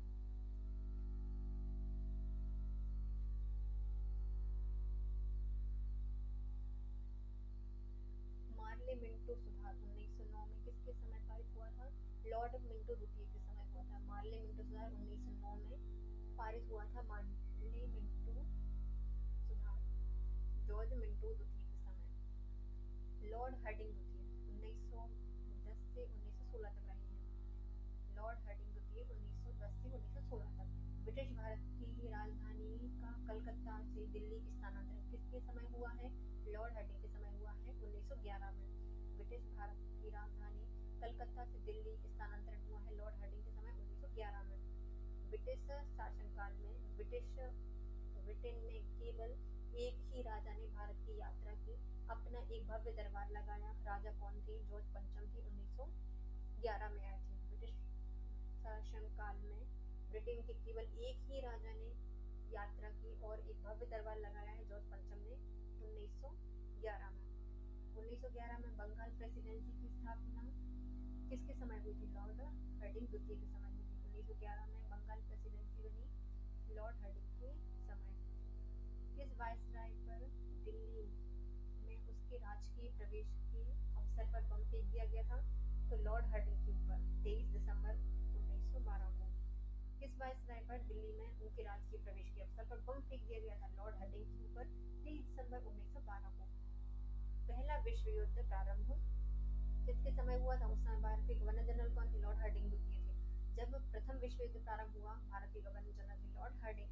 बनारस हिंदू विश्वविद्यालय की स्थापना 1916 में की गई थी। उसके पहले कुलपति कौन थे? लॉर्ड हार्डिंग थे। जब बनारस हिंदू विश्वविद्यालय की स्थापना की गई थी 1916 में, उस समय उसके कुलपति थे लॉर्ड हार्डिंग द्वितीय।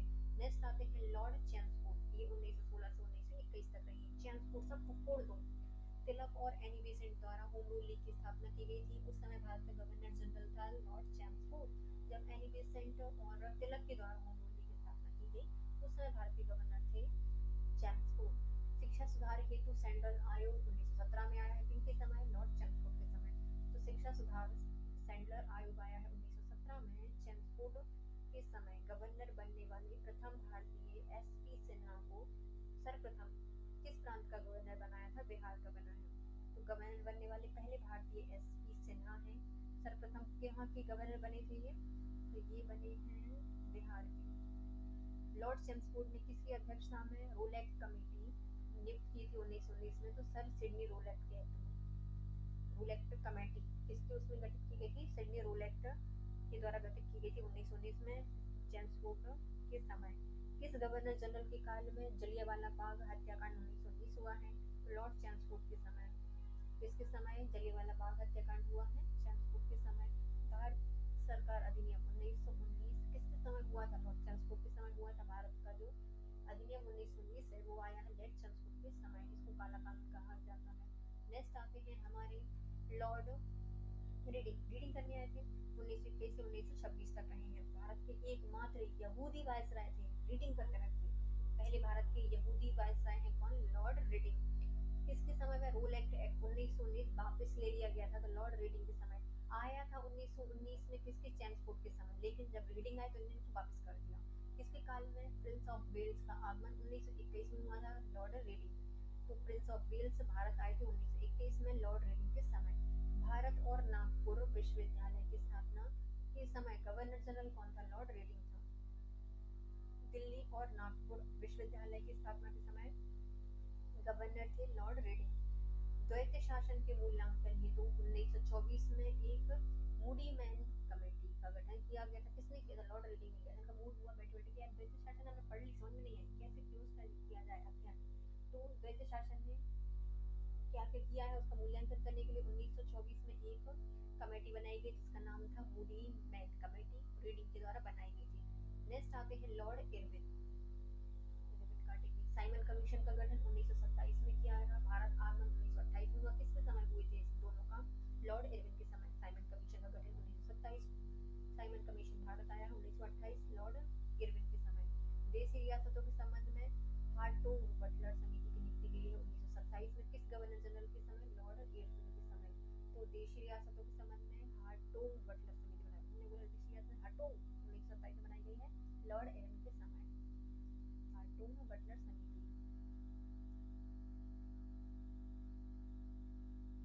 कृषि क्षेत्र से संबंधित रॉयल कमीशन की नियुक्ति 1928 के समय किस गवर्नर जनरल के समय की गई है? लॉर्ड इरविन के समय। तो कृषि क्षेत्र से संबंधित रॉयल कमीशन की नियुक्ति 1928 में गवर्नर जनरल थे लॉर्ड इरविन। लॉर्ड इरविन द्वारा दीपावली की घोषणा कब की गई है? 1929 में की गई है। तो लॉर्ड इरविन के द्वारा दीपावली की घोषणा 1929 में की गई है। गांधी इरविन के मध्य दिल्ली समझौता कब हुआ है? 5 मार्च 1921 को हुआ है। गांधी इरविन के बीच 5 मार्च 1921 को गांधी इरविन समझौता हुआ है।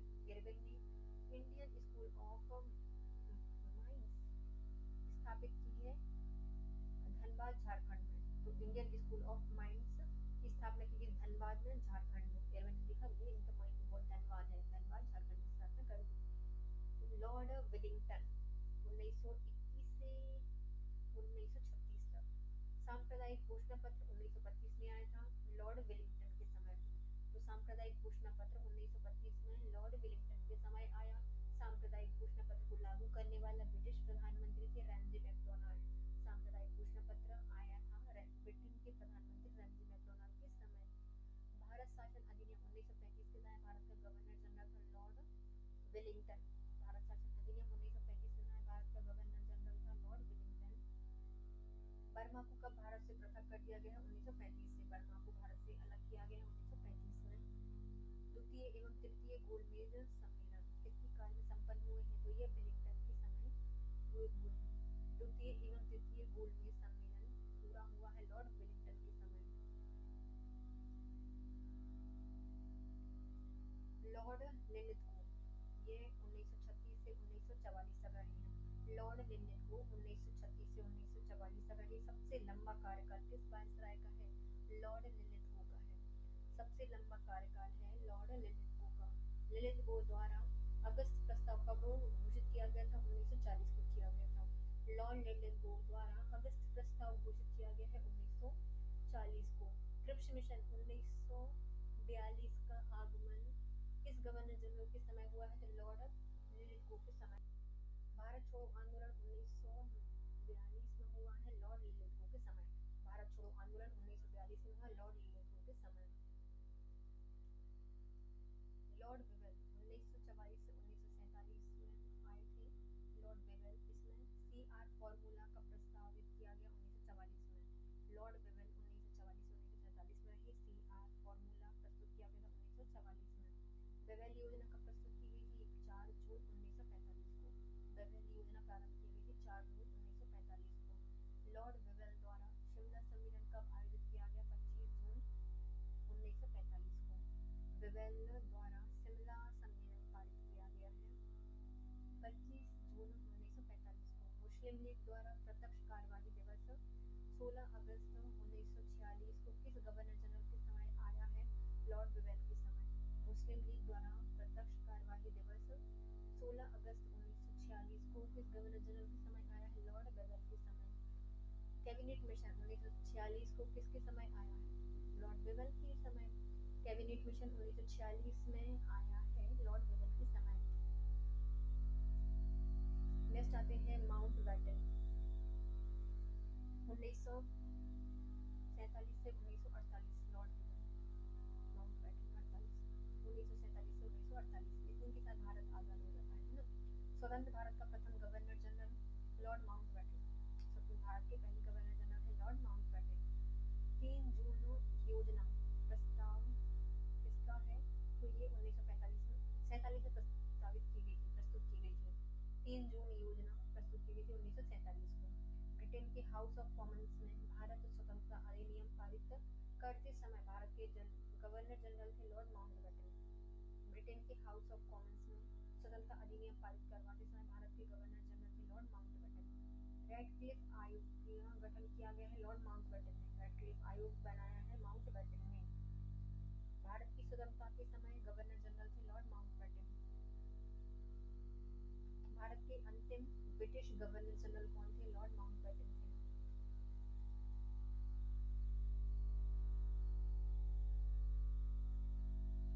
नेक्स्ट आते हैं चक्रवर्ती राजगोपालाचारी 1948 से 1950। 1948 से 1950 तक रहे हैं ये चक्रवर्ती राजगोपालाचारी। स्वतंत्र भारत के प्रथम भारतीय गवर्नर जनरल थे सी राजगोपालाचारी। भारत के प्रथम भारतीय और अंतिम गवर्नर जनरल है सी राजगोपालाचारी। भारत के पहले भारतीय गवर्नर जनरल सी राजगोपालाचारी और भारत के पहले और अंतिम गवर्नर जनरल हैं सी राजगोपालाचारी। अब आते हैं पहले बंगाल। हम पूरी एक टेबल में रिवाइज कर लेते हैं कौन कब तक रहा है।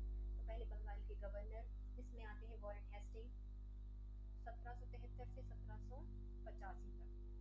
लॉर्ड कॉर्नवालिस 1786 से 1793 तक।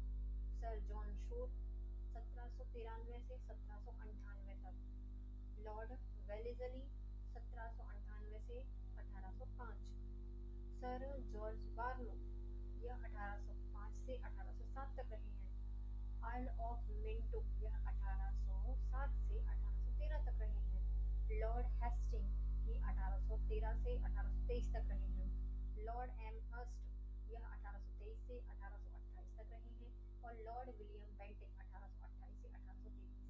दे रहे हैं। फिर आते हैं भारत के गवर्नर जनरल, जो कि 1833 के चार्टर्ड एक्ट के अधीन बनाए गए थे। पहले आते हैं लॉर्ड विलियम बेंटिक, 1833 से 1835 तक हैं। सर चार्ल्स मैडकॉम, ये है 1835 से 1836। लॉर्ड ऑकलैंड 1836 से 1842। लॉर्ड एलिनबरो 1842 से 1844। सर हेनरी हर्डिंग प्रथम 1844 से 1848। लॉर्ड डलहौजी 1848 से 1856। लॉर्ड कैनिंग 1856 से 1858।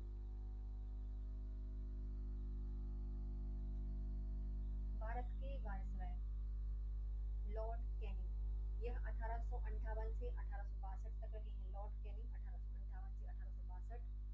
लॉर्ड एल्गिन प्रथम, यह 1862 से 1863 तक रहे हैं।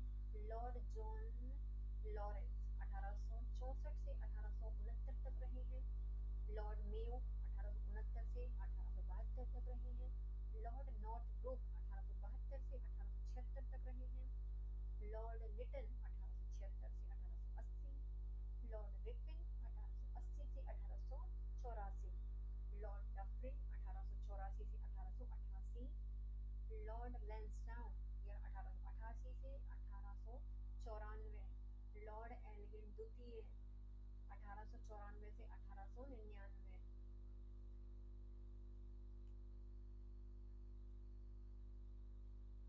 लॉर्ड कर्जन 1899 से 1905। लॉर्ड मिंटो द्वितीय 1905 से 1910। लॉर्ड हर्डिंग द्वितीय 1910 से 1916। लॉर्ड चैम्सफोर्ड 1916 से 1921। लॉर्ड रीडिंग, ये 1921 से 1926। लॉर्ड इरविन 1926 से 1931।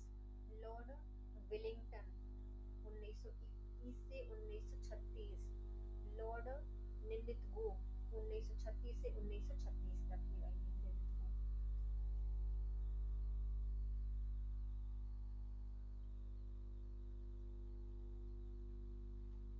भारत के गवर्नर जनरल और क्राउन के प्रतिनिधि, ये 1935 के अधीन रहे थे।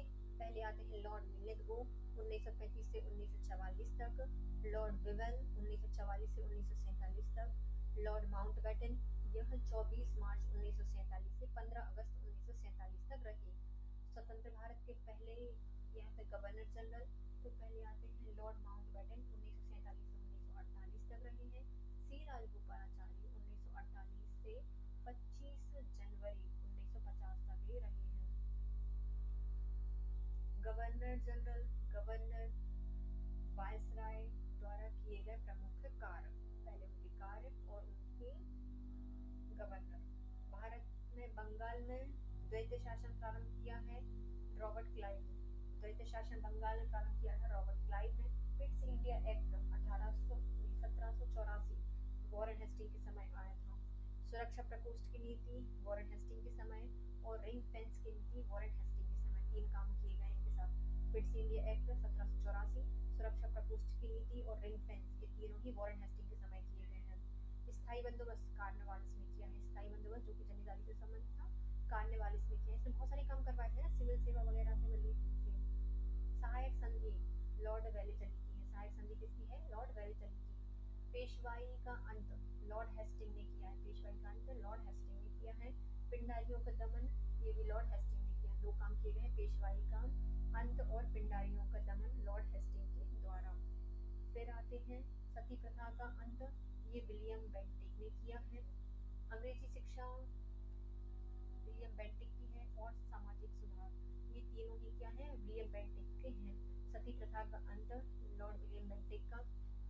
अंग्रेजी शिक्षा सुधार लॉर्ड विलियम बेंटिक की। सामाजिक सुधार लॉर्ड विलियम बेंटिक का। ठगों का दमन कैप्टन स्लीमैन के द्वारा किया गया। ठगों का दमन किसने किया है? कर्नल स्लीमैन के द्वारा किया गया है। प्रेस पर प्रतिबंध हटाया है चार्ल्स मैडकॉफ ने। प्रेस पर से प्रतिबंध हटाया है चार्ल्स मैडकॉफ ने। सिंध का विलय एलिनबरो ने किया है। दास प्रथा का अंत एलिनबरो ने किया है। सिंध का विलय और दास प्रथा का अंत एलिनबरो के द्वारा किया गया है। राज अपहरण की नीति डलहौजी ने अपनाई है। अपगत सिद्धांत ये डलहौजी का है।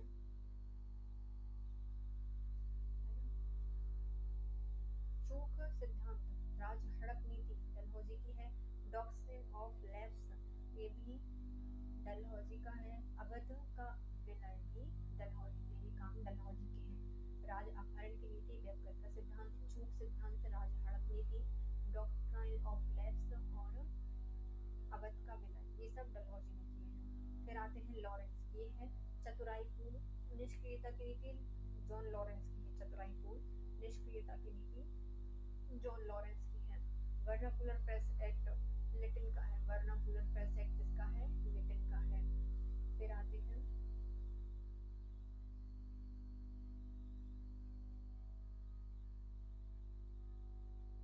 अग्र फॉरवर्ड नीति, लॉर्ड रिपन की है। स्थानीय स्वशासन लॉर्ड रिपन का है। वर्नाकुलर प्रेस एक्ट का समाप्ति भी लॉर्ड रिपन की है।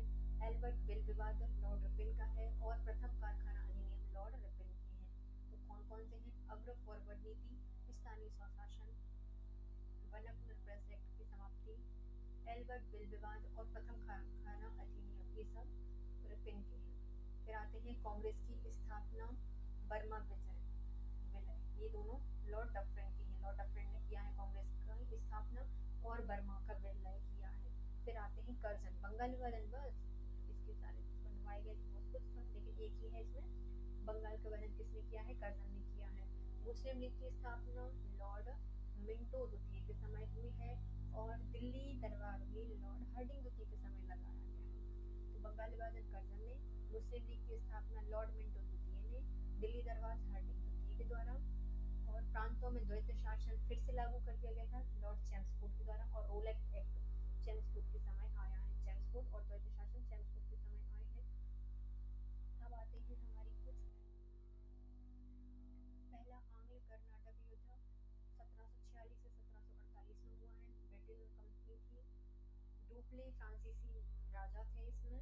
और संबंधित परिणाम क्या थी? इसमें एक्सला शापिल की संधि हुई थी 1748 में। पहला आंग्ल कर्नाटक युद्ध 1746 से 1748 में हुआ। ब्रिटेन कंपनी और डुप्ले के बीच में हुआ था। एक्सला शापिल की संधि हुई थी 1748 में। द्वितीय आंग्ल कर्नाटक युद्ध 1750 से 1754 में हुआ है। ब्रिटेन कंपनी और डुप्ले और गोडेहो के द्वारा बीच में हुआ था और अनिर्णायक था। द्वितीय आंग्ल कर्नाटक युद्ध 1750 से 1754 में हुआ था। ब्रिटेन कंपनी इसमें नेतृत्व किया था और डुप्ले और गोडेहो संबंधित राजा थे और अनिर्णायक था। तीसरा आंग्ल कर्नाटक युद्ध यह 1758 से 1763 तक हुआ। आयरकूट इसमें शासक थे और काउंट डी लाली संबंधित राजा थे। पेरिस की संधि 1763 में हुई थी और ब्रिटेन कंपनी की विजय हुई थी। तृतीय आंग्ल कर्नाटक युद्ध 1758 से 1763 के बीच में आयरकूट शासक था। काउंटी लाली वहां के राजा थे। पेरिस की संधि हुई थी। ब्रिटेन कंपनी जीत गई थी 1763 में। 1718 का गड़बड़ी है।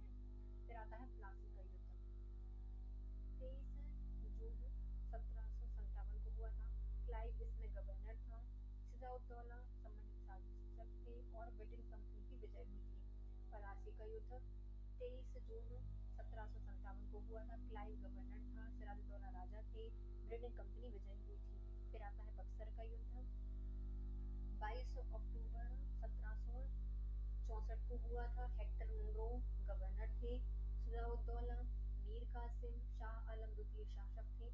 ब्रिटेन कंपनी की विजय हुई थी। इलाहाबाद की संधि हुई थी 1765 को। बक्सर का युद्ध 22 अक्टूबर 1764 को हुआ। हेक्टर मुनरो गवर्नर थे। सिराजुद्दौला, मीर कासिम, शाह आलम द्वितीय शासक थे। ब्रिटेन कंपनी की विजय हुई थी। इलाहाबाद की 2 संधियां हुई थी 1765 में। रोहेला का युद्ध 1774 में हुआ था। अवध के नवाब ब्रिटेन कंपनी एवं मुगल बादशाह इसमें शासक थे। रोहेला सरदार वहां के राजा थे और त्रिकुट विजय हुआ था।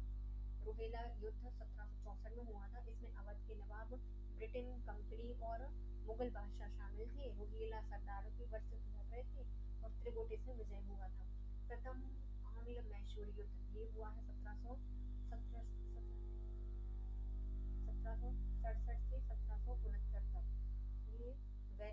थे इस समय, हैदर अली शासक था और मद्रास की संधि हुई थी। पहला आंग्ल मैसूर युद्ध 1767 में हुआ है, 1769 तक वेरी लास्ट शासक था, हैदर अली शासक बना था और मद्रास की संधि हुई थी। द्वितीय आंग्ल मैसूर युद्ध 1780 से 1784 में हुआ, वॉरेन हेस्टिंग गवर्नर था, हैदर अली और टीपू सुल्तान राजा थे, मंगलूर की संधि हुई थी। द्वितीय आंग्ल मैसूर युद्ध 1780 से 1784 के बीच में हुआ था, वॉरेन हेस्टिंग गवर्नर था, हैदर अली टीपू सुल्तान राजा थे और मंगलूर की संधि हुई थी। तृतीय आंग्ल मैसूर युद्ध 1790 से 1792 में हुआ था, कार्नवालिस गवर्नर था, टीपू शासक थे और श्रीरंगपट्टनम की संधि हुई थी। तृतीय आंग्ल मैसूर युद्ध 1790 से 1792 में हुआ, लॉर्ड कार्नवालिस और टीपू सुल्तान के बीच में श्रीरंगपट्टनम की संधि हुई थी। चौथा आंग्ल मैसूर युद्ध 1799 में हुआ, लॉर्ड वेलेस्ली शासक थे, टीपू शासक थे और ब्रिटेन कंपनी विजय हुई थी। चौथे आंग्ल मैसूर युद्ध कब हुआ था? 1799 में, लॉर्ड वेलेस्ली गवर्नर था, टीपू सुल्तान राजा था और ब्रिटेन कंपनी विजय हुई थी। प्रथम आंग्ल मराठा युद्ध 1775 से 1782 में, वॉरेन हेस्टिंग गवर्नर था, माधव नारायण राव पेशवा थे और सालबाई की संधि हुई थी 1782 को। प्रथम आंग्ल मराठा युद्ध 1775 से 1782 में हुआ, वॉरेन हेस्टिंग शासक था, माधव नारायण राव पेशवा थे और सालबाई की संधि हुई थी 1782 को। द्वितीय आंग्ल मराठा युद्ध 1803 से 1805 में हुआ है, लॉर्ड वेलेस्ली गवर्नर था, बाजीराव द्वितीय शासक थे, इसमें बसीन की संधि हुई थी 1802 में, देवगांव की संधि हुई थी 1803 में, राजपुर घाट की संधि हुई थी 1805 में। द्वितीय आंग्ल मराठा युद्ध 1803 से 1805 में हुआ है, लॉर्ड वेलेस्ली के समय बाजीराव द्वितीय इसमें शासक थे, बेसिन की संधि 1802 में हुई, देवगांव की संधि 1803 में हुई और राजपुर घाट की संधि 1805 में हुई थी। तृतीय आंग्ल मराठा युद्ध 1817 से 1818 में हुआ है, गवर्नर था लॉर्ड हेस्टिंग, शासक थे बाजीराव द्वितीय और इसमें ब्रिटेन कंपनी की विजय हुई थी और पूना की संधि हुई थी 1818 में। तृतीय आंग्ल मराठा युद्ध 1817 से 1818 में, लॉर्ड हेस्टिंग के समय बाजीराव द्वितीय थे, ब्रिटिश कंपनी की विजय और पूना की संधि 1818 में हुई थी। लॉर्ड थे हेस्टिंग।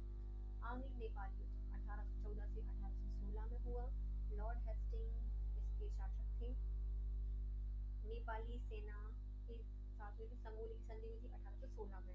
आंग्ल नेपाली युद्ध 1814 से 1816 में हुआ, लॉर्ड हेस्टिंग के समय नेपाली सेना थी, संगोली की संधि हुई थी 1816 में। फिर आते हैं प्रथम आंग्ल बर्मा युद्ध 1824 से 1826 को हुआ, लॉर्ड एमहर्स्ट गवर्नर था और जनरल बरडूला के साथ हुआ था, यांटो की संधि हुई थी। पहला आंग्ल बर्मा युद्ध 1824 से 1826, लॉर्ड एमहर्स्ट गवर्नर था, जनरल बरडूला शासक थे और यांडो की संधि। द्वितीय आंग्ल बर्मा युद्ध 1852 को हुआ, गवर्नर था, लॉर्ड डलहौजी धारावादी शासक थे और अनिर्णायक था। तृतीय आंग्ल बर्मा युद्ध ये 1885 में हुआ है, लॉर्ड डफरिन गवर्नर था और थीवो शासक थे, बर्मा पराजय हुआ था, ब्रिटिश अधिपत्य स्थापित हो गया था। तृतीय आंग्ल बर्मा युद्ध 1885 में हुआ था, गवर्नर हैं लॉर्ड डफरिन, थीवो हैं शासक, बर्मा पराजय हुआ, ब्रिटिश अधिपत्य स्थापित हो गया। आंग्ल सिख युद्ध 1843 में हुआ था, एलन बरूशा गवर्नर था और सिंध राजा थे, सिंध का विलय कर लिया गया था 1843 में। आंग्ल सिंध युद्ध 1843 में होता है, एलन बरो शासक है, सिंध राजा रहते हैं, सिंध का विलय हो जाता है 1843 में। प्रथम आंग्ल सिख युद्ध 1845 से 1846 में है, लॉर्ड हर्डिंग प्रथम शासक हैं, राजा दिलीप राजा थे, लाहौर संधि होती है 1846 में। प्रथम आंग्ल सिख युद्ध 1845 से 1846 में रहे हैं, लॉर्ड हर्डिंग प्रथम गवर्नर था, राजा दिलीप शासक बने, लाहौर संधि 1846 में हुई थी। द्वितीय आंग्ल सिख युद्ध 1848 से 1849, ये लॉर्ड डलहौजी गवर्नर रहते हैं और राजा दिलीप शासक थे, ब्रिटेन कंपनी की विजय होती है और पंजाब का विलय कर लिया जाता है 1849 को। द्वितीय आंग्ल सिख युद्ध 1848 से 1849। लॉर्ड डलहौजी शासक हैं। राजा दिलीप। ब्रिटेन कंपनी जीतती है, पंजाब का विलय हो जाता है 1849 को। प्रथम आंग्ल अफगान युद्ध 1839 से 1842। ऑकलैंड एलनबरो इसमें गवर्नर रहते हैं। दोस्त मोहम्मद शासक हैं और ब्रिटिश नेतृत्व विजय होता है। प्रथम आंग्ल अफगान युद्ध में 1839 से 1842 में हुआ। ऑकलैंड और एलनबरो शासक थे। दोस्त मोहम्मद शासक रहे हैं और ब्रिटेन नेतृत्व विजयी हुआ था। द्वितीय आंग्ल अफगान युद्ध यह 1878 से 1880 तक रहा है। लॉर्ड लिटन थे और शेर अली और याकूत खां शासक थे और गंडमक्की संधि होती है 1879 को। द्वितीय आंग्ल अफगान युद्ध 1878 से 1880 के बीच में हुआ है। लॉर्ड लिटन शासक थे, शेर अली याकूत शासक थे और गंडमक्की संधि होती है 1879 को। तृतीय आंग्ल अफगान युद्ध ये 1919 में होता है। लॉर्ड चैम्सफोर्ड शासक थे। अमीर हबीबुल्ला शासक थे और ब्रिटिश सेना विजयी हुई थी। तृतीय आंग्ल अफगान युद्ध में 1919 में हुआ था। लॉर्ड चैम्सफोर्ड गवर्नर है। अमीर हबीबुल्ला शासक हैं और ब्रिटिश सेना इसमें विजयी होती है।